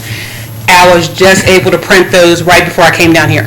So they're going to be late going out, which means they're going to be late coming back, which delays me and delays my staff as far as getting things entered and corrected and verified. So to say the least, consistency and stability are still issues that we're having with this system. Also, too, to address the issue that the treasurer and I have visited a couple of the ones where an RFP were sent out on, Avinity, Keystone, and Tyler, or 3 of the ones that replied to the RFP, and we visited Avinity, which is in Hanover County, being used in Hanover County, Keystone, which is being used in Pennsylvania County, and we anticipate a trip to Prince George to see how Tyler works. Like with every commissioner, they tell you there is no perfect system. If there was, that market would be closed. So you just have to find the system that's perfect for you. It's kind of like a spouse. But for right now, we know RDA isn't it for us. RDA definitely is not our spouse right now. It's kind of like a long divorce at this point. It's more like a long divorce at this point. We're like the treasurer and I are anticipating a trip to Prince George, and just we like parts of each of the systems that we've seen so far, and at some point, we'll make a decision as to what the next step will be. Could I ask a Go ahead, question? Ms. Parrington. You said business property forms? What- Is that for machinery and tools? Machinery, tools, any type of equipment that's used in any type of business, cash registers, any of our businesses that have been filing year after year, we send out a form to verify that they still have the same equipment, or to send the added depreciation list to show what they've removed or what they've added. Well, I don't know, not to hit you with that, but you're going to be hitting us asking for money, and I'm going to tell you that we are not collecting enough, and I don't know what the solution is, but the board needs to be aware that, I had gotten some figures from you, and across the county, $16 million, in the range of $16 million is what we are collecting taxes on. And I know a business that pays about half of that, one business. So that obviously is meaning that we are leaving a lot of money on the table, and I know that you work with a very limited staff. But when I look at that kind of money being left on the table, because one business paying almost half, how are we being fair to that business? And how much money are we leaving on the table? Same thing with farm equipment, $1.8 million for the whole county. So that is, we're talking hundreds of thousands of dollars that is somehow not being accounted for. And we somehow need to figure that out, and especially if we're going to need to spend money, because we have no money. I realize the terrible pain that y'all have gone through, and it's awful, and it has been a horrible divorce, but we don't have the money, and yet I know where the money is. And so we have to work with you, help you, do what we need to do, but we have to figure something out, because this is grossly unfair, and it's unfair to the citizens. Okay. Mr. Walker? No questions. Ms. Fore? To that point on the business taxes, how does a business report back to you on any change, either decrease or increase in their equipment and such as that? Okay. There are two ways we get information. We send out, like I said, we send out the forms, and they're, on the forms, it's asked to send back a copy of the depreciation schedule. We also get information from when businesses file their income tax returns. When they file that, most accountants attach a depreciation schedule, and the Department of Taxation sends those back to us.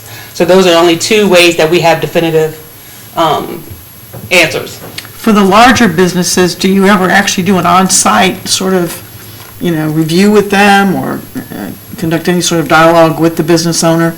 Because as Ms. Parantoni has pointed out, it sounds like one of them is kind of carrying the load. I used to send out a letter, when I didn't get something back and say, a statutory assessment would be filed, and I'll have done like I'll increase there by a certain amount, and they've paid it and they haven't said anything, so I'm sure there's probably, like she said, there's probably more out there. But as far as me leaving my office to do an on-site visit, no. Do you think going forward that might be something you can consider on the larger, enterprises, just to see if in fact everything they're reporting matches up with, what they actually are working with? Yes, like I said, once we can get ahead of water or get our heads above water, then yes, I can see that. Okay. Right now, we're still... Sure, yeah, you have to get through this long and painful divorce. Yes. Okay, thank you very much, Ms. Carter, I appreciate it. Mr. Franklin? None. Mr. Shook? None. And I have none either. Thank you, ma'am. Well, I had to do one question, I had one comment. It's not direct to you, but this RDA, they have not been able to pinpoint what the problem is? I mean, no solution at all? No. Okay. Okay, thank you, ma'am. Ms. Berkeley, would you go to the podium, please? Good afternoon, Patricia Berkeley, County Treasurer. I'm back because in our May meeting, I believe it was, we were discussing the dog tag, the possibility of going to a lifetime tag, and it was tabled and asked to come back in July. So I'm here back again today. I wanted to clarify some things and apologize. Public speaking is not my strong suit. I have gotten to the point that I come to the board meetings, I was doing pretty good with it, but sometimes it seems like a lot of tension and I get rattled. So I want to explain some things concerning the lifetime tag. We will be monitoring, because we get the information from the veterinarians. By law, they have to send us every dog that's vaccinated information to the locality. We in turn will know if we were to change, if they're staying and having the rabies updated and are in compliance and keeping the dog vaccinated. And if they're not, after a 30-day period, that tag will become void, and they would have to come and buy another tag. So I wanted to clarify that. I don't police the dogs as far as go out to the residents and check on that, but we do monitor what's going on, and would have to do that if we were to entertain the idea of going to a lifetime tag. I do have, and I apologize, I meant to send this presentation up to Jenny before the meeting so it could be on the PowerPoint. Just kind of got busy and forgot to send it at the last minute. But basically, I have some information, if I may give it to you, for you to have some, just kind of go with my thoughts here on this. I'll just pass them down for you.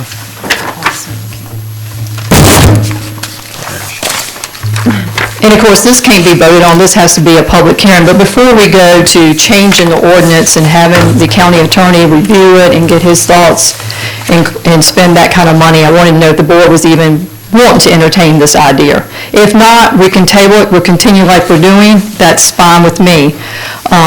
The whole thought process of mine was, do we make it easier for the citizens, because so many people just simply forget to do it, and don't comply in keeping up on a yearly tag. So basically, the process and postage cost has not increased, it's still $4. The highest you can charge for individual tag is by law is $10. There was a statewide study done in 2016, and they determined about 60% of the people were complying and buying their tags. People were on the move, they're moving from one place to the other. Some people don't want to give their information because because of privacy, various reasons why people are not all complying and buying their tag. In 2007 is when the state required that the veterinarians in the locality send the information to the treasurer's office. In turn, our office has to go through all of those vaccinations every month. If they're not in Charlotte County, we have to in turn send that information to the treasurer in the locality in which that person resides. And then we go through and review to see if anybody's purchased their tag, and if they have not, we're required to send them a letter. So we do this and have been doing this since this was implemented. In 2016, the General Assembly authorized a study which involved veterinarians, animal control, law enforcement, treasurers, and animal rights group to study dog license and the rabies and different things. And they passed in 2017 for local government to option to implement a lifetime dog license for individual dogs. Kennel tags would remain the same as well as dangerous dogs. That has not changed. This is only for the individuals. They also left in place that we still get the information from the veterinarians, which was when we would be sure that when we review that, we would know that they updated and had their shots renewed. We would update the system to say that it expires when it does. So we know that they're staying on top of it. The $10, I was recommending $10 fee. The fee could be anywhere from actually $0 to $50. You can entertain whatever amount. That's up to the board if you decide to do this. I was just saying, I thought $10. A lot of the localities are 10. There are some that have went to 20. So whatever you think would be a reasonable fee if you decide to do this. It reduces workload in our office.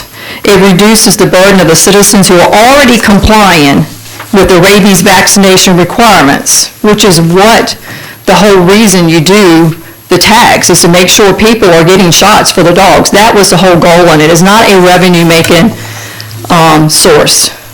So people are already doing that because the ones we get are getting vaccinated. So it would just make it, they're already doing this, so let them go ahead and make it not so burdensome to them to have to come every year and buy that tag and remember. It would also probably, in my opinion, result in us being able to out less letters because they would stay up to date. I have spoken with animal control officer and also with the sheriff, and we have set up where the animal control officer at the beginning of every month will get a list of everybody who has purchased a tag, which is already part of the ordinance, and we'll also give him a list of those that we sent a letter out to who did not comply, so that he in turn can do what he needs to do to see why they're not complying and getting the tags. In my opinion, I think it would be something that would be good for the citizens. Instead of having to come every year and buy another tag, they can buy the one lifetime tag.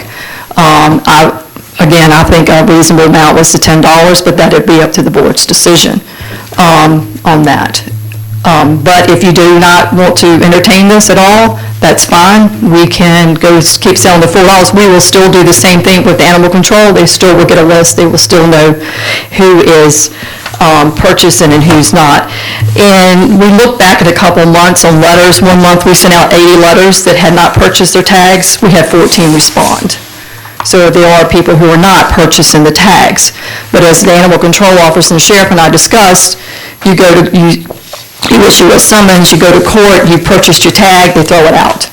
So by the time he's drove all over, set in court, you generated that $4 that we're trying to look for now. So, but you still want everybody to be in compliance. Ultimately, these people who are getting their shots are doing what we need them to do for public safety, that they are getting their shots.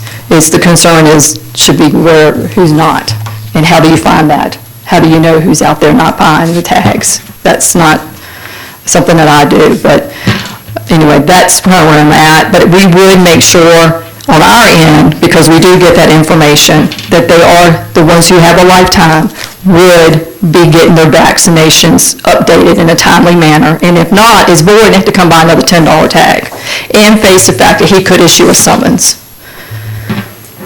So I have spoken with where we order the tags. It takes approximately 4 weeks, and I would need them back because they go on sale. The new ones start November 1st.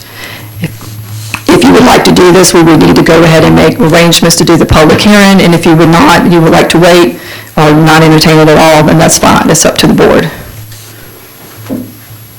Mr. Walker, you have any questions? Not a question, I'd just be in favor of anything to take some of the burden off the treasurer's office, and certainly having a public hearing wouldn't hurt to see what the public thinks about it. Ms. Fore? Yeah, I agree with Mr. Walker. We should move forward on the public hearing, and anything that will reduce your workload and make your life a little easier, Patricia, I'm for that as well, so. Mr. Springer? I agree. Ms. Parentoni? I concur. Mr. Shook? I agree. I guess I agree too, consensus, everybody. I did have one question. Yes, sir. The tags, lifetime, I guess would be like the postage stamp? You buy one tag and you don't have any data, anything on it, or? That's my understanding. I cannot give you that, but that was what I would think. Actually, that was a question I meant to ask, how it would be labeled. But right now, they're little metal tags, and they would still be metal tags. Would it have something? But it would have Charlotte County on it. Lifetime, maybe? Right. Okay. So we would know. And they also have to be in Charlotte County for that to be a valid tag. Right. So, and then if they get a new dog, they had to come buy I had to buy a lifetime dog for that animal. It's for each one that they have, not just as a whole or a household. Right. The only difference would be kennels, you have to buy yearly, that changes. So, but it would have something indicating Charlotte County lifetime, like we do now. Probably may even have numbers on them. We would have to have assignment on them. Okay. All right. Thank you, ma'am. For the August meeting, should we go ahead and, set that date at that meeting? That's what the board wants to do.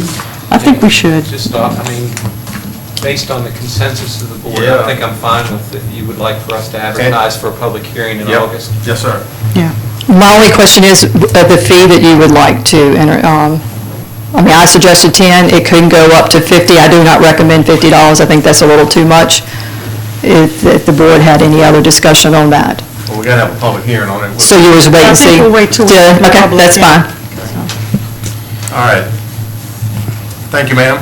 Thank you all so much. Do we need a motion to hold that public hearing? We're just gonna add it to, unless somebody wants to make a motion. I'll entertain motion to public hearing on August. I'd like to make a motion that we set a date for a public hearing on the dog tag issue in August 2019. Is that a second? Second. It's 14. Yeah, August 14th. Be a night meeting. All right, any further discussion? All in favor signify by saying aye. Aye. Those opposed, let the record reflect all voted in favor to support public hearing on August board meeting. Thank you, ma'am. Okay, next, back to Mr. Witt. Finish up your... Any other questions on reassessment? Yeah, I was just curious, are we going to have Pearson come? Ms. Parentoni had noticed that they weren't available today, but there was still an issue on the swampland. Will they come in August and prepare to address that question of hers? At that point, it'll be after the fact, but after talking to both Randy and Fred yesterday and today, they are very willing to meet with any board member individually, and they have met with, I think... I've met with them several times, and they never did anything about my concerns that I put before them a year ago, the problem, explained it to them a year ago, and they did nothing about it. I think they need to come before this board and explain themselves.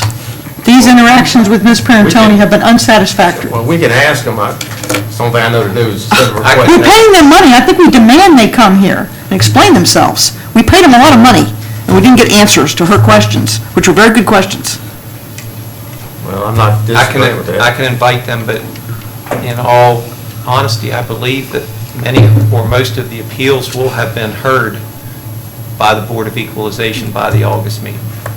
But yes, I can invite them again. Okay, so you do that, Mr. Witt? Yes. Okay. Solar update, I think, as was stated, several of us went to the meeting on June 27th with BACO. I included a link in there that includes all of the materials that were provided at that meeting for anybody who is interested in looking at that. And I did not receive, there's a there's a sole person who's doing reviews and updating for the other meetings. We held that on July 2nd, so as soon as that draft has been, or that report has been sent to me of that meeting, I don't take minutes of them at that meeting, but I will provide that to the board and make it available to the board, whoever wants it.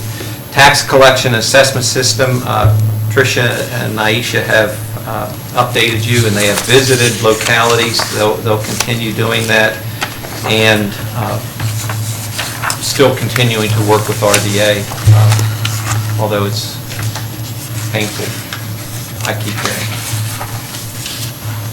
School renovation, I appreciate the board giving staff direction to move forward with that. We'll be scheduling a meeting with the committee and the architect in the very near future to initiate that project. And just the sheriff's parking lot was completed and inspected, approximate cost of $88,000. And our inspector on that job from Hurt Profit said that they did a really good job for the price that it cost us. And I will add one thing, and this was when Scott was here. We kind of got the process for the no truck traffic that was presented last month and the public hearing for August. First, they have to do the study and then the public hearing. So what I heard from the board and what I'll do is, and what Scott has told me, is that I just need to send a letter to him requesting from the board that they do a study of, and I don't remember the name of the road. Midway Road. Midway Road. Do a study of Midway Road and the truck traffic, and then they'll bring that back and present the findings of that study. The last study was done 7 or 8 years ago, and after that, then the board would have a public hearing and make a request of reducing signage, no through trucks, whatever that might be after the study is done. So we won't have a public hearing on that in August, but I will initiate the process to start the study on that road from the board. Do you need a motion to get that going? You did it in the June meeting, but I think it was confusing to me. They wanted, what I thought I heard was a public hearing in August, and that's what was said, but we're going to do the study first. So do you need some clarifying motion that we're only going to do a study for now and defer the public hearing until we get the study completed? If you feel that that's needed, I don't think so. Okay. I just want to make sure he had enough to do what he needed to do. Yeah, I understand what needs to be done. Mr. Chairman, a Yes, couple ma'am. of things. So back to number 5, the tax collection and assessment system. I understand the need. Again, we don't have the money in the budget. I just want to say that one more time. We did not budget a penny for it. So where we're going to get the money, we need to all be thinking about that, because we don't have it budgeted, and you can't spend it till we budget, and we got to find it somewhere first. On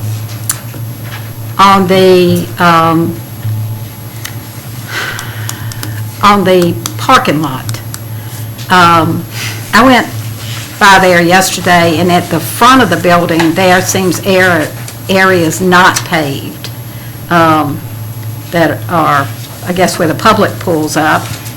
Could somebody tell me something about that? I can. Okay. And I don't know who made that decision on that. I know I didn't, but they had leftover asphalt that would have been dumped in a ditch or hauled back to wherever they brought it from. And so rather than dump it somewhere, whoever made that decision said this is where to put it. I don't know, but that was not in the project scope of the project. It was only out to the corner of the building that was left over, and that's where someone decided to put it. So it's. And why didn't we pave where the public is going to park? We paid $88,000. Good, Mr. For one side of a building. Do you know the reasoning behind not paving in the front? Well, I know what Mr. Whitt said. That was the leftover asphalt there. And what was told, there was probably enough to cover, but when he put it down, it wasn't enough. But why in the original design didn't we pave where the public parks? I didn't have a part It of was it. my impression that the money to be allocated would do the entire parking lot. The fact that it was not is disturbing to me, because that's not what I voted on. Well, I voted no on it anyway, so. Is this, Mr. Walker, I noticed you just had some paving. Did you use the same company? Pardon me? Did you use the same company?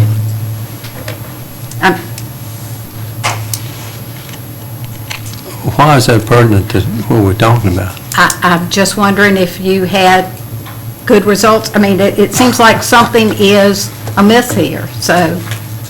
So if something is amiss, you ask me a question, is that what you mean? Because I think you used the same company. I don't think anybody else up here has used them. I'm not sure if you used the same company. No, I did not. Oh, okay. Well, can anybody else add anything to? This was never, from when I inherited the project and started it, that was never in the scope of this project. It was out to the corner of the building. It's in the RFP, correct? Yes, it was in the RFP, out to the corner of the building, the back parking lot where they had water issues, where they were going in and out, where the food trucks were going in and out, and it was never in the scope of the project. And had it been in the scope of the project, it would not have been done for the price that it got done for. I don't know what it would have added, but it was never in the RFP or the scope of the project. Mr. Chairman. Yes, sir. My memory's not as good as it used to be, but I think years ago, that portion was tar and gravel. It's not asphalt, but years ago, it was tar and gravel. And that may be why it wasn't included, I don't know, but I know Was that. the other tar and gravel also? No. No, it was just like crush and run. Yeah. No, the other wasn't. Crush and run and gravel. Okay. All right, you finished, Mr. Witt?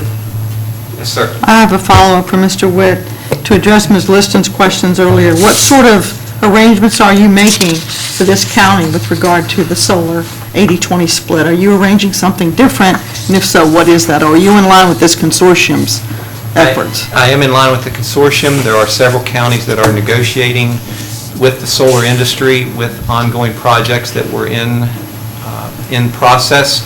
I am not making any agreements with the solar industry. That will be made by this board. I will bring to this board at such time when something has been negotiated. It will be totally up to the board to decide to accept that or not. I can tell you that there's no guarantee from the legislation. It may or may not change, and this board will have to make a decision. Do they want to move forward with a project that's been in process for 2 years now or not? And I'm not personally going to I'm trying to negotiate what I think would be reasonable and fair to both my county, our county, and the solar industry, but I don't have the authority to make a final decision. This board will make that. And I understand and appreciate Mrs. Liston's concerns and opinion, but I think that we need to move forward and at least consider options at this point, as are other counties doing. Well, I look forward to seeing this report that you said will be available soon from the last meeting, so please follow up on that. Yes, ma'am. And for all of you that read or heard that the sheriff got a parking lot for $88,000, your convenience centers probably could have stayed open a few more days a week if we'd not paved that parking lot. So I hope you enjoy your parking lot, because now we're closing convenience centers because we wasted $88,000 on a parking lot that wasn't needed. Okay. On page 78, consider appropriation requested for FY 2019. Mr. Chairman, I move we approve the appropriations as requested, $12,730.64. EMS for life funds. All right, is there a second? Second, Shook. Any discussion? If hearing none, all in favor signify by saying yea. Yay. Aye. Those opposed, let the record reflect the motion carried, voice vote. On page 80, consider invoices for payment for 2019. Before you make a motion, I'd like to make a couple of comments. Yes, ma'am. I mean, because I just think they ought to consider this. So on page 83, under E911, and I talked to Mr. Witt about this, so he might have some more information, but we're paying $28,000 for, in connection with this CAD, which is a computer-aided dispatch that we purchased from Soma. And I'm real unclear. We paid large sums, and when it was presented to us, Mrs. Myers, and I looked back in minutes, couldn't find exactly when that was, but I remember that there was a grant that I believe she had written that was going to cover a lot of this, and then it was ongoing service that we were going to be responsible for. But here we are, we're just installing it, and if you'll note, two of the things say grants, and when I went back and looked at the invoices,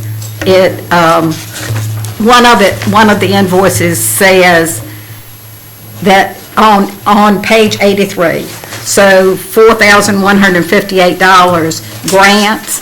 Well, on the invoice it says should be reimbursed by grants. It's not that it will be, it should be. Here's the actual invoice from when I looked through and made copies and talked to Dan about. So that's the concern. How much money is being paid out of grants? What's the overall cost and for this? And is it budgeted? And most importantly, will this interface with our new system? The vendor that is supplying this equipment, this service right now is GCS, who is a vendor that pulled out of selection. So how is that going to work with the new vendor? So Mr. Witt maybe has some answers. The CAD system is a Soma system. That is the software that is used.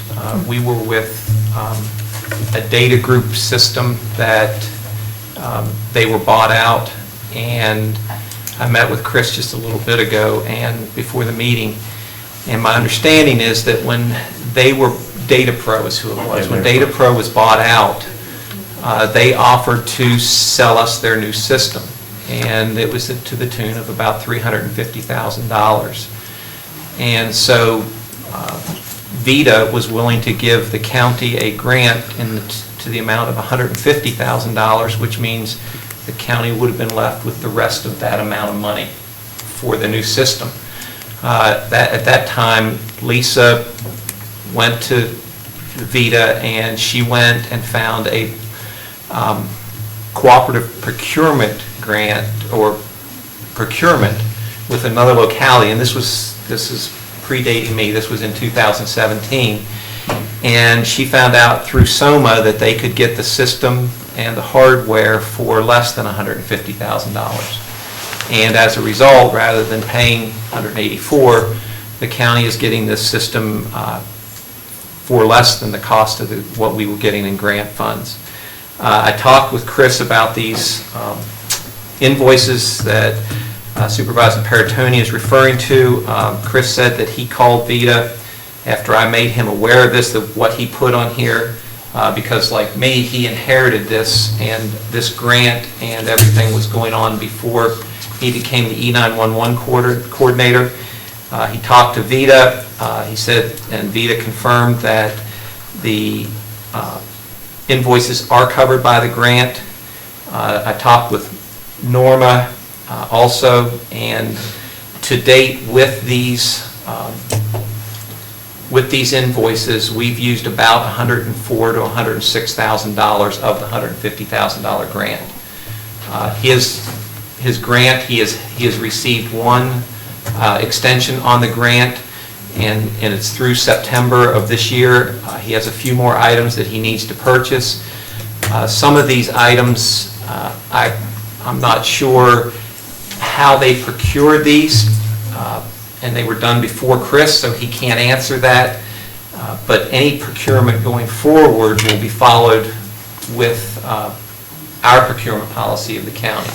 We will be getting quotes. We will follow with the lowest qualified bidder moving forward with any of these grants. So you're saying this installation here wasn't bidded out? I don't know that, and he doesn't. The insulation, no, he doesn't know that. And but the Should it have been? We should have gotten quotes for them, in my opinion. But it's installed. Chris has worked 24 hours straight for several days over the weekend to get this system installed. He's very pleased with the work that GCS has done. They have been on the spot. Cameron has worked 18 hours nonstop to try to get this system installed and incorporated. What this system will do is it will interface with the new next-gen system that's the next that VITA is paying for. The county will be receiving to the tune of $700,000+ from VITA to install the next generation system, which is basically fiber and a redundant system that the state is requiring. So he says that'll be next year sometime. I'm okay with, I appreciate the concerns, and I appreciate you bringing that up to my attention today or yesterday and talking to me about that. I feel comfortable that approving these and moving forward with paying them. Okay.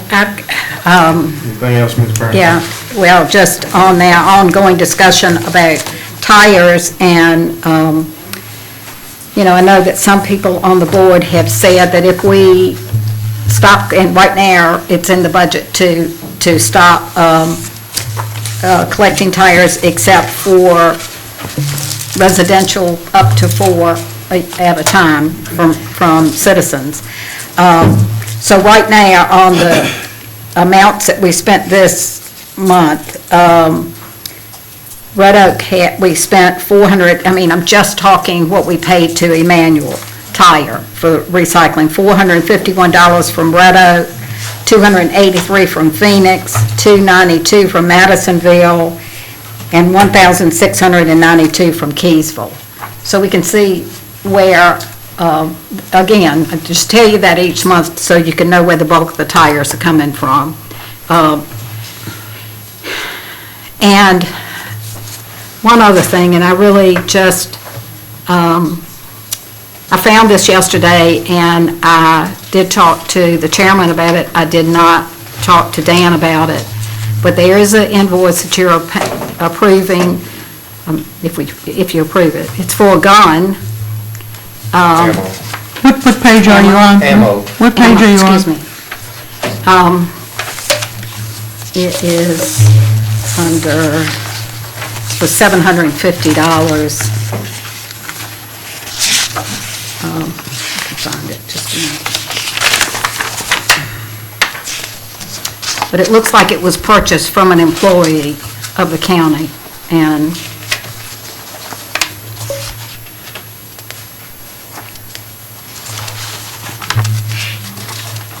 if I can pass, if you want to see it, I can pass it down. Is it under the Sheriff's Department on page Yeah. 82? It is on page 82, If you and look it at- is yeah, if you look under- item number 4, and it's under big E's. Yeah, it says 5409 is the invoice number. I'd like to see that, Ms. Prentice. So I don't know what our policy is, and it's my understanding this is an employee, so, of the county, so. Who runs some kind of business? Or, I think he's a licensed gun dealer. And works for the sheriff's department, is that right? That kind of looks bad to me. It does. It looks very bad. That's a breach of ethics to have a county employee selling weapons to the sheriff's department. I'm sorry, but that doesn't go. That's very inappropriate. I think that was ammo, I think. Whatever it is, I don't care if it's ammo, a gun, or a holster. Ammo, .308 Winchester, OTM Sierra, bullet 20 pack. That's, yeah, there's his name right there. Yeah, I'm not paying for that. It's very inappropriate to have a county employee selling back to the county. We're talking about an inside deal.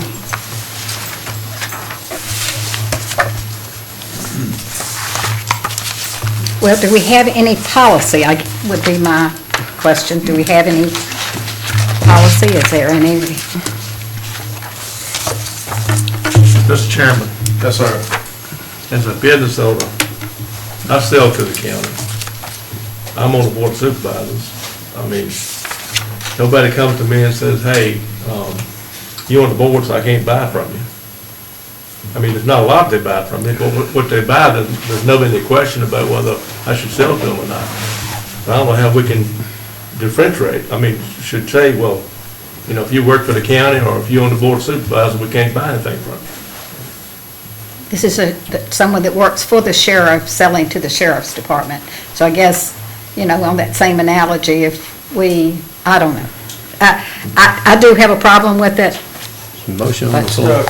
Slayton, if you want to, I can't help you on this one. I don't know what your policy is, I don't know what policy you are suggesting, but if you tell me which one to suggest, I'll try to address it. any further comments? I'm not going to approve these invoices if that stays in there. I want it removed, and I'll make a motion if you want me to. Is there a motion on the floor, Mr. Chairman? Not yet. The motion, as I understand, Ms. Ford, Well, is there a motion? I'm asking, Ms. Ford, is your motion to remove this from the invoices before they're done? Yes, I'm making a motion that we remove invoice number 10-3012-5409, Big E's-CA Police Supplies for $750 to remove it from the invoices being considered for the vote. Mr. Chairman, Yes, ma'am. would it be all right if I ask a question or made a statement before? Yeah. Okay. So, you know, if the sheriff's department has received the goods, I mean, I do not think that this looks right, and I don't agree with it. But in this case, I mean, to not approve a bill of something that we've gotten, this just needs,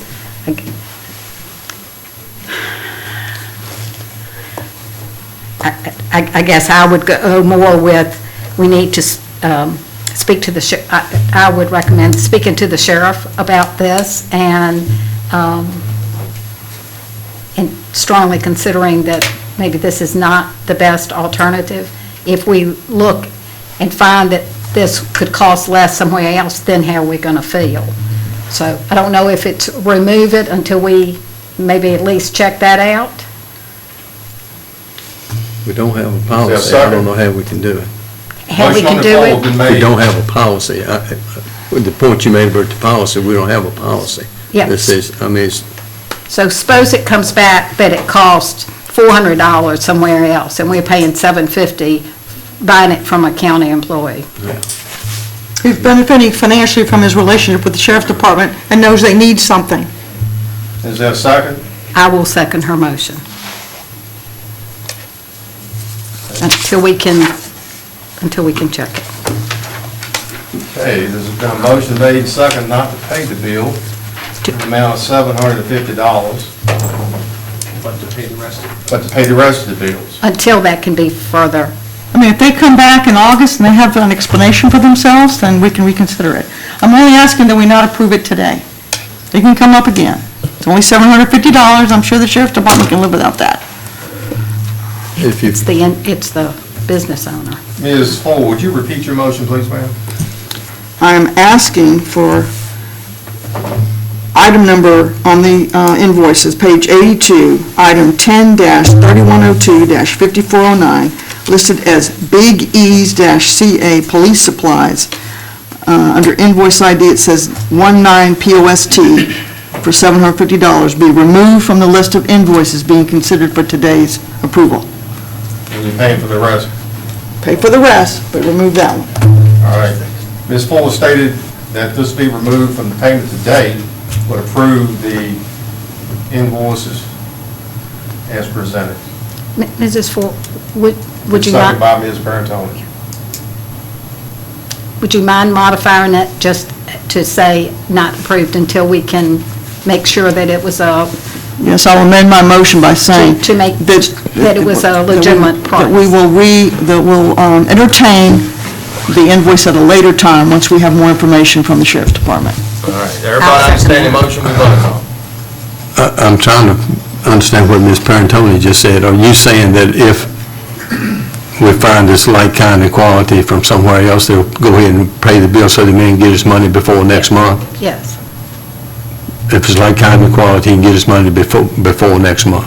I don't want to keep a man from getting paid if it's a legitimate bill. Yes. Does everybody understand what we're voting on? If that's fine with Mrs. Fore. All right, all in favor signify by saying aye. Aye. Those opposed, let the record reflect all present voted aye. Now, on page 88, consider invoice payments for FY 2020. You have an amended copy of those. And I'll point out on the back page, Ms. Tuck overlooked a payment that was due for debt service on August 1 that needed to be paid prior to our next board meeting. So rather than do a separate motion or anything, I just asked her to provide a new copy, which she has done. So the only thing that's different between what was in your packet and what Ms. Tuck has presented is the one item she's noted on the back page. It's 10-9901-6319. It's debt service in the amount of $74,529. Mr. Chairman, I move we pay the invoice selected for payment for 2020.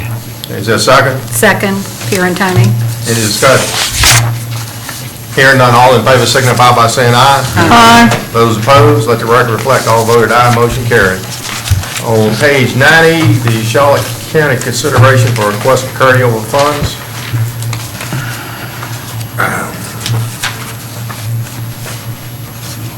The amount of $47,000. What's the pleasure of the board? Looks reasonable to me. I think we should, Is that a motion? I'd like to make a motion that we approve the request from the Charlotte County Public Schools for carryover funds in the amount of $47,000 from the state share of textbook funds to be reallocated from FY19 to FY 2020. Okay. Is there a second?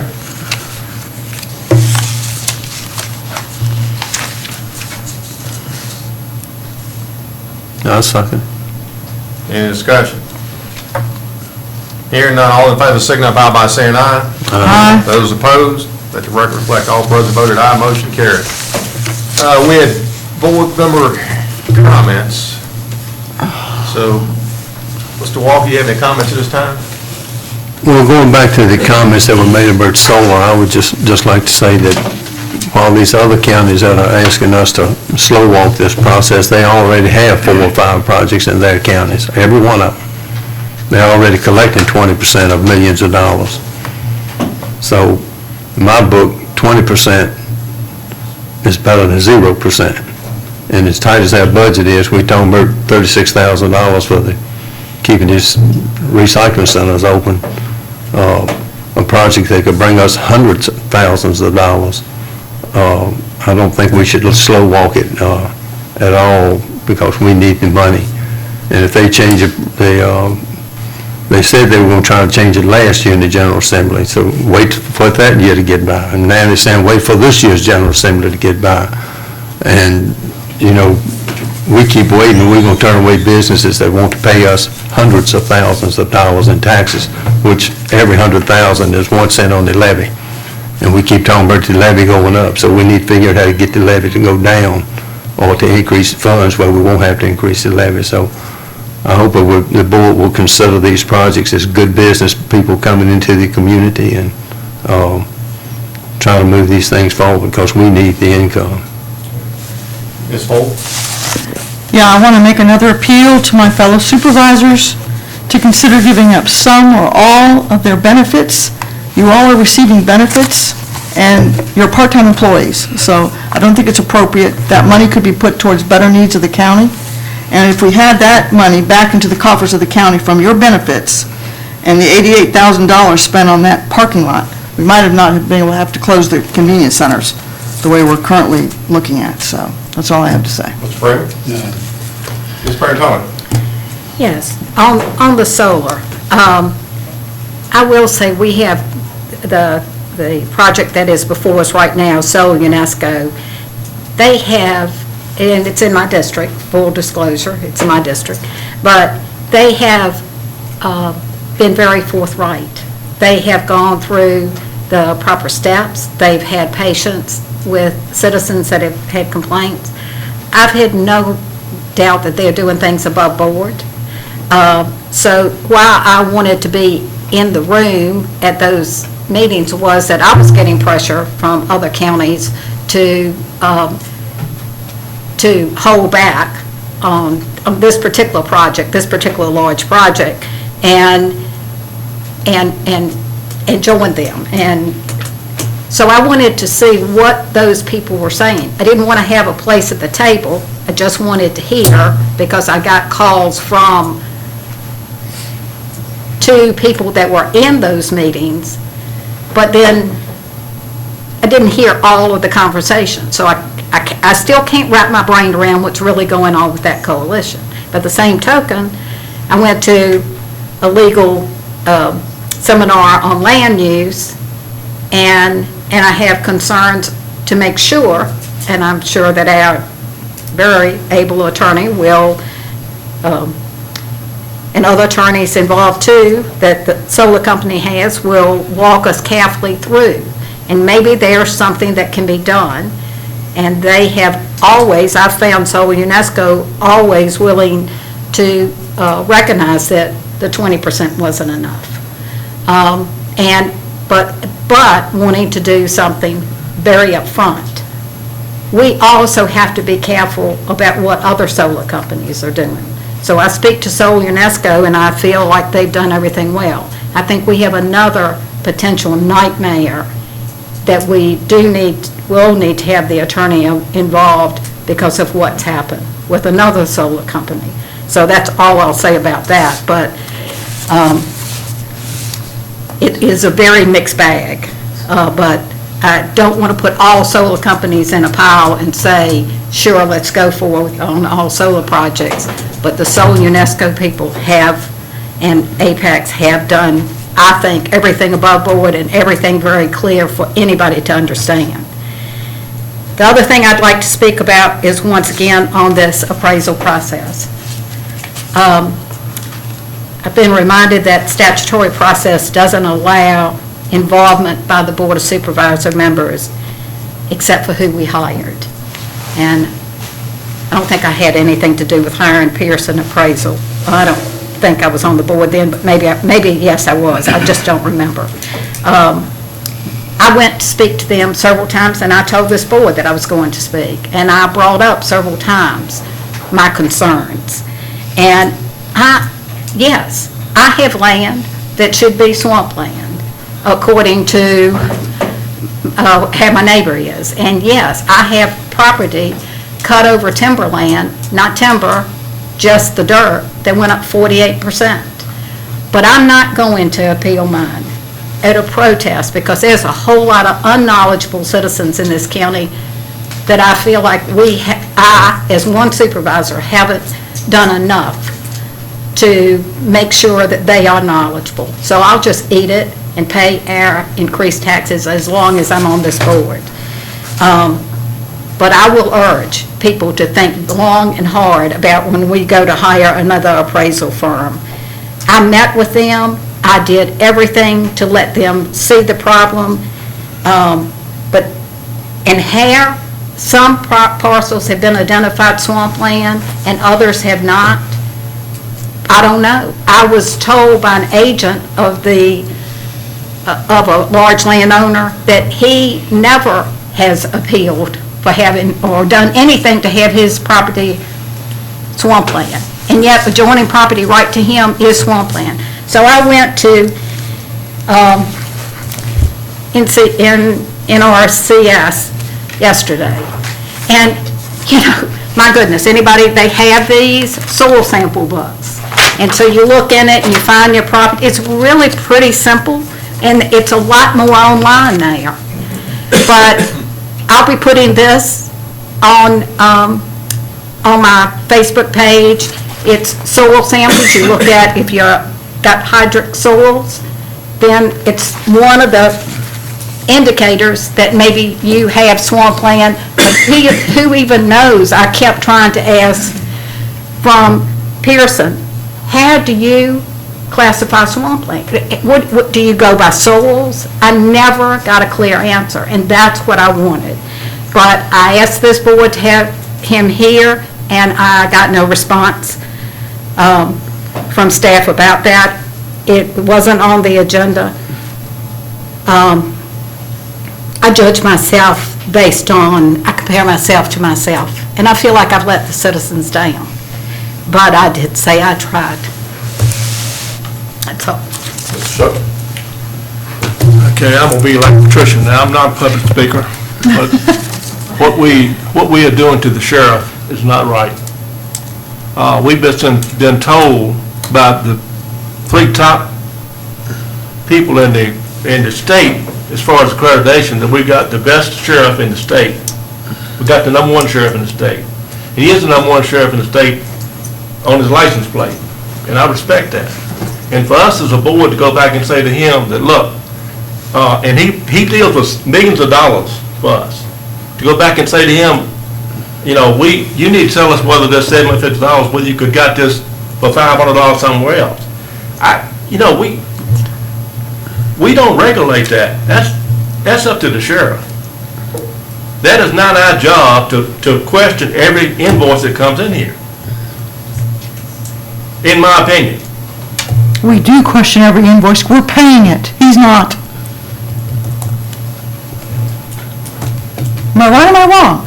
I'm just saying, you're taking a man here and you question his integrity, you question whether he should have bought these bullets, this ammo somewhere else. Why do we want to do that? Because it's a county employee. I mean, I don't mean to say anything against I don't mean that as a slap to the sheriff. How could he not take it as a slap to the sheriff? He may not even be aware that, of the purchase. Even be aware. Go down there and tell him you want to see what that $750 was, where it could buy from somebody else, and see whether he says what he tells. I don't need to ask him. It says right on the invoice what it was for. Okay. That's my opinion. All right. Well, if we can't ever question things without it feeling like we're big boys and girls, and if we can't have civil discourse and ask questions without feeling like we're insulting somebody, it's been said that meetings are contentious. I'm not trying to make meetings contentious, and I'm surely not trying to embarrass anybody. But I'm just trying to do my job, and my job is to ask these questions. So thank you for your time. Everybody else has spoke. I guess now it's my turn. I wish the lady from Phoenix was still here, talking about water. Town of Drake's Branch has had E. coli in our water, and because of that, we've had to boil water or either buy bottled water. So it's not just in Phoenix, ma'am, it's in Drake's Branch as well. Yes, sir. We have E. coli in our water. And some few years ago, I brought up for discussion, and I guess I was, well, I don't want to say slapped down, but we had a public works authority and had public water in the county from the various towns, and it was managed by competent staff, then maybe our water quality could be a whole lot better. But I understand a lot of people don't like that concept because they feel like maybe it's too much government intrusion into their private lives. But however, if your water quality is degraded, it sure does have a consequence on your health, your animal's health, and just because you don't know the next time you turn your speaking on if that water is really potable water. And it makes one wonder. I know the town of Keysville's had the same problem. And I think, if you want to grow a county, you got to have infrastructure. And one of the things that businesses look for is public water, public sewer, of course, internet, and schools, and a good quality of life. So that's the end of my conversation. So next on the agenda is public comment period. If any citizen would like to speak, will you go to the podium and give your name and state your address? And folks, we'll limit this to 3 minutes because... I'm just going to clarify what I said. I'm Kathy Liston from the Aspinwall District, and I'm just going to clarify what I said. The question that I asked Mr. Witt was, he is part of the inner working group, small working group of this coalition or consortium. They have stated that their goal is to put a pause on all of these solar projects until after the General Assembly. But he is also negotiating with Solinesco and possibly other solar groups, because there are multiple solar projects that are currently in the county, to cut a side deal. I am not implying that Mr. Witt can pass that himself. Obviously, it has to come before the board. But he is working with them and meeting with Solinesco and I guess others, trying to do this. Those seem to be things that are opposites. I will tell you that I have been told by people from other counties, people within that small group, that they find this difficult, that he seems to be working at odds with them. I'm also concerned that any deal that might come out of this, any side deal, might be construed as quid pro quo and might be open to legal challenge. If it is open to legal challenge, and we would be the test case, and I do recall last month asking you this, Dan, and you said we don't know yet whether something like that would be legal or illegal until we do it. If we're the test case, who pays that legal fee for us to then fight that in court? I am asking, and I realize that Solinesco, Francis, you all have been working on this for quite some time. I'm asking for 6 months. At the end of this General Assembly, if they do not accomplish what they want to do, which is to increase the percentages that the county collect, they're looking, I believe, at a 50-50 deal, is what they would like to see now, then so be it. We still have a 20%. I mean, it's not, the 20% is not going to disappear. And I believe that Solinesco, if they truly, truly want the best for Charlotte County, would be willing to wait those 6 months. My second request is, I believe that small intergroup is having another meeting. I think it's July 25th, Joe Lurch said. That may be the wrong date, but it's coming up soon. I would request that if Ms. Parentoni still wishes to attend and to be a fly on the wall, as she has asked to be in the room, I would ask Mr. Witt that you accommodate Ms. Parentoni and make sure that she is in the room so she can hear for herself what is going on, so she feels more comfortable making a decision on all of this. So thank you, that's all I wanted to clarify. Thank you, ma'am. Any other citizen want to speak at this time? Hearing none, the public comment.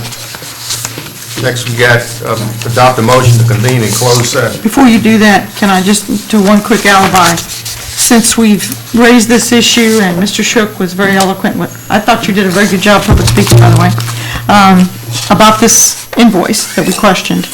Can we have the staff, or can we, as a group, resolve that we need to look into whether or not we have a policy about county employees selling goods and services back to the county? Have that research done. If it's found that we don't have a policy, then we need to look into developing one, because this is going to come up again. This is not going to be the final issue. And to Butch's point, he sells to the county right now. So we need some kind of policy. Thank you, ma'am. Mr. Vice Chair, would you give a motion to go into convene in closed session? Mr. Chair, I want to make sure I do the right one. Is this you one? Yes, and you one. Yes. I move pursuant to the Virginia Code Section 2.2-3711 that the Charlotte County Board of Supervisors hold a closed meeting for the following purposes. Virginia Code Section 2.2-37111.A.5, discussion concerning a prospective business or industry where no previous announcements have been made of the businesses or industry's interest in locating in the community. Virginia Code Section 2.2-3711.A.8, consultation with legal counsel employed or retained by a public body regarding a specific legal matter requiring the provision of legal advice or sound counsel or by such counsel. Specifically, the board will discuss building code enforcement. Roll call votes required. Mr. Shook, is that, I guess you made that a Yes. motion? Is that second? Second, for. Any further discussion? If not, roll call vote. Robert Shook? Yes. Ms. Fore? Aye. Mr. Freeman? Yes. Ms. Parentoni? Yes. Mr. Walker? Yes. And I vote aye. Let the record reflect all present voted aye. Go to closed session. Will there be any kind of vote? We have to come back out. Pursuant to Virginia Code Section 2.2-3712.b, the supervisor signing below certify that, to the best of each supervisor's knowledge, only public business matters lawfully exempted from open meetings requirements under the Freedom of Information Act, and only such public business matters as were identified in the motion by which the closed meeting was convened were heard, discussed, or considered in the closed meeting of the Charlotte County Board of Supervisors. Okay, is a roll call vote. I'm sorry, need a second on that? Mr. Cook Shook, it's a motion, right? Yes. All right. Okay, roll call vote. Mr. Shook? Yes. Mr. Freeman? Yes. Ms. Fore? Aye. Ms. Parentoni? Yes. Mr. Walker? Yes. And I vote yea. All present voted yes. Motion carried. One last thing, I said nothing else was going to come before the board, but I had a letter here from the fire chief at Drakes Branch. I gave everybody a copy, and I just want to read it for the record. It says, Mr. Witt, board members, Drakes Branch Fire Department is asking for assistance to replace the emergency generator. As you all know, we are still recovering from the storm in October. We will soon be located out of the flood zone. While we did have insurance on equipment and building because we were in a flood zone, unfortunately, we had a $25,000 deductible on the building. It would take our coverage on equipment and more to cover the deductible. As you remember, Cullen Fire Department was replaced 2 to 3 years ago as well. In fairness, we ask you to help us replace ours so we can concentrate on the building. The current building is only valued at approximately $170,000. Insurance is covering approximately $120,000. If you add the deductible by the numbers, it is a total loss. Unfortunately, $120,000 is a long way off to build a new building and relocate it. Again, the $25,000 building deductible is the reason for asking for help in replacing the generator, as you did for Cullen Fire Department. We will maintain the generator as in the past. Thank you for consideration, Kenny Thorpe, Fire Chief. So, Mr. Witt, can you look into this and Yes. give a response back? As I said, we can't take an action on it at this point. I did want to bring it to your attention. Yep, and Mr. Witt will bring it back to us too. Yes, ma'am. Oh, yeah. Yeah, well, I was just going to say, Dan, that I don't remember when it was. I think it was in 2017 when we bought that one for Cullen. And in that meeting, maybe Jenny remembers, somebody, that it was said that we would, when other generators, that we would buy generators for other fire departments, and they failed. It was some language in that. So we're going to vote on this in August. It'll be on the Yeah. agenda in August after he does his research. Okay. Okay, since there's no other business come from... Can I Go just ahead. raise one last thing that we need to think about? We don't have to take any action today, but this water issue keeps coming up with the towns, okay? I don't know what happened with Keysville, but I understand sometime in the past there was some issue. I don't know how long ago. Do you recall? How Which long one, ago? Keysville? Yeah, Keysville. How long ago that was? Probably last year, Okay, so it was recent. and Okay. then Michael was an issue too. Okay, then there's, you mentioned today E. about coli. Drakes Branch, right, E. coli. In Phoenix, it's a different problem, it has something to do with some radiation leaching from the Radon. soil. I'm sorry, radon, leaching Radon from the soil. 222. Yeah, so, I'm just wondering, as a county, do we need to sort of get the county somehow involved with oversight or assistance with compliance or resources to help the towns get things back on track? Because water is essential to life, and I'm a little Right. concerned that all the towns now seem to be having this problem. Mr. Witt, will you address that with the towns? Yes, and typically, I'll speak for the town that I came from. If we needed help from the county, we came to the county. Right. And I've had conversations and provided some information to the town of Phoenix when asked. I've responded to some issues with the mayor of Keysville. Right. I think it needs to come from them to us, but that's my opinion. No, I totally agree with you. I was at their meeting. They're not asking, they're not asking. I went to their meeting Tuesday night. I opened Pandora's box for them. I said, what do you need from the county? And they all looked at me like I had three heads. So I've encouraged them to reach out to us in some way, shape, or form. Email, phone call. So I'm gonna And those keep. of us I didn't mean to cut. No, go ahead. I'm sorry, didn't mean to cut you off. I would just say those of us in the other parts of the county are going to come back and say those towns get revenue that the rest of us don't get. That's the reality. They And get I don't disagree revenue with that that, we Kay. don't get. I mean, we don't know. get that share. So, What revenue are you referring to? consumer utility tax, what about other things that the town gets? Meals tax, Town's residential land bill tax. well, you know, I mean, I'm just saying towns. I mean, I don't think we That's why it can would be start saying. beneficial we had a public water system in the county. Yeah, well, I mean, reality is, but, I mean, you ever think about running lines all across this county when we can't even get broadband? Well, I know, mean, it's a fault. And the county does support Drake's Branch water system by, we pay $6,550 a month to send, Yeah, but they get a cheap rate. It's really cheap. What is that money being spent on? Processing So, so. but it's not, it's not based on the meter, but. I'm just saying, we really need to get our arms around this thing, you know, whether or not they're specifically asking for something specific, because they don't know what to ask for, too. Okay. So can we just put that on the agenda for August? Mr. Wood will take care of that, yes, Okay. ma'am. All right, and I told her to, the Commonwealth Regional Council helps all the towns that water, so, and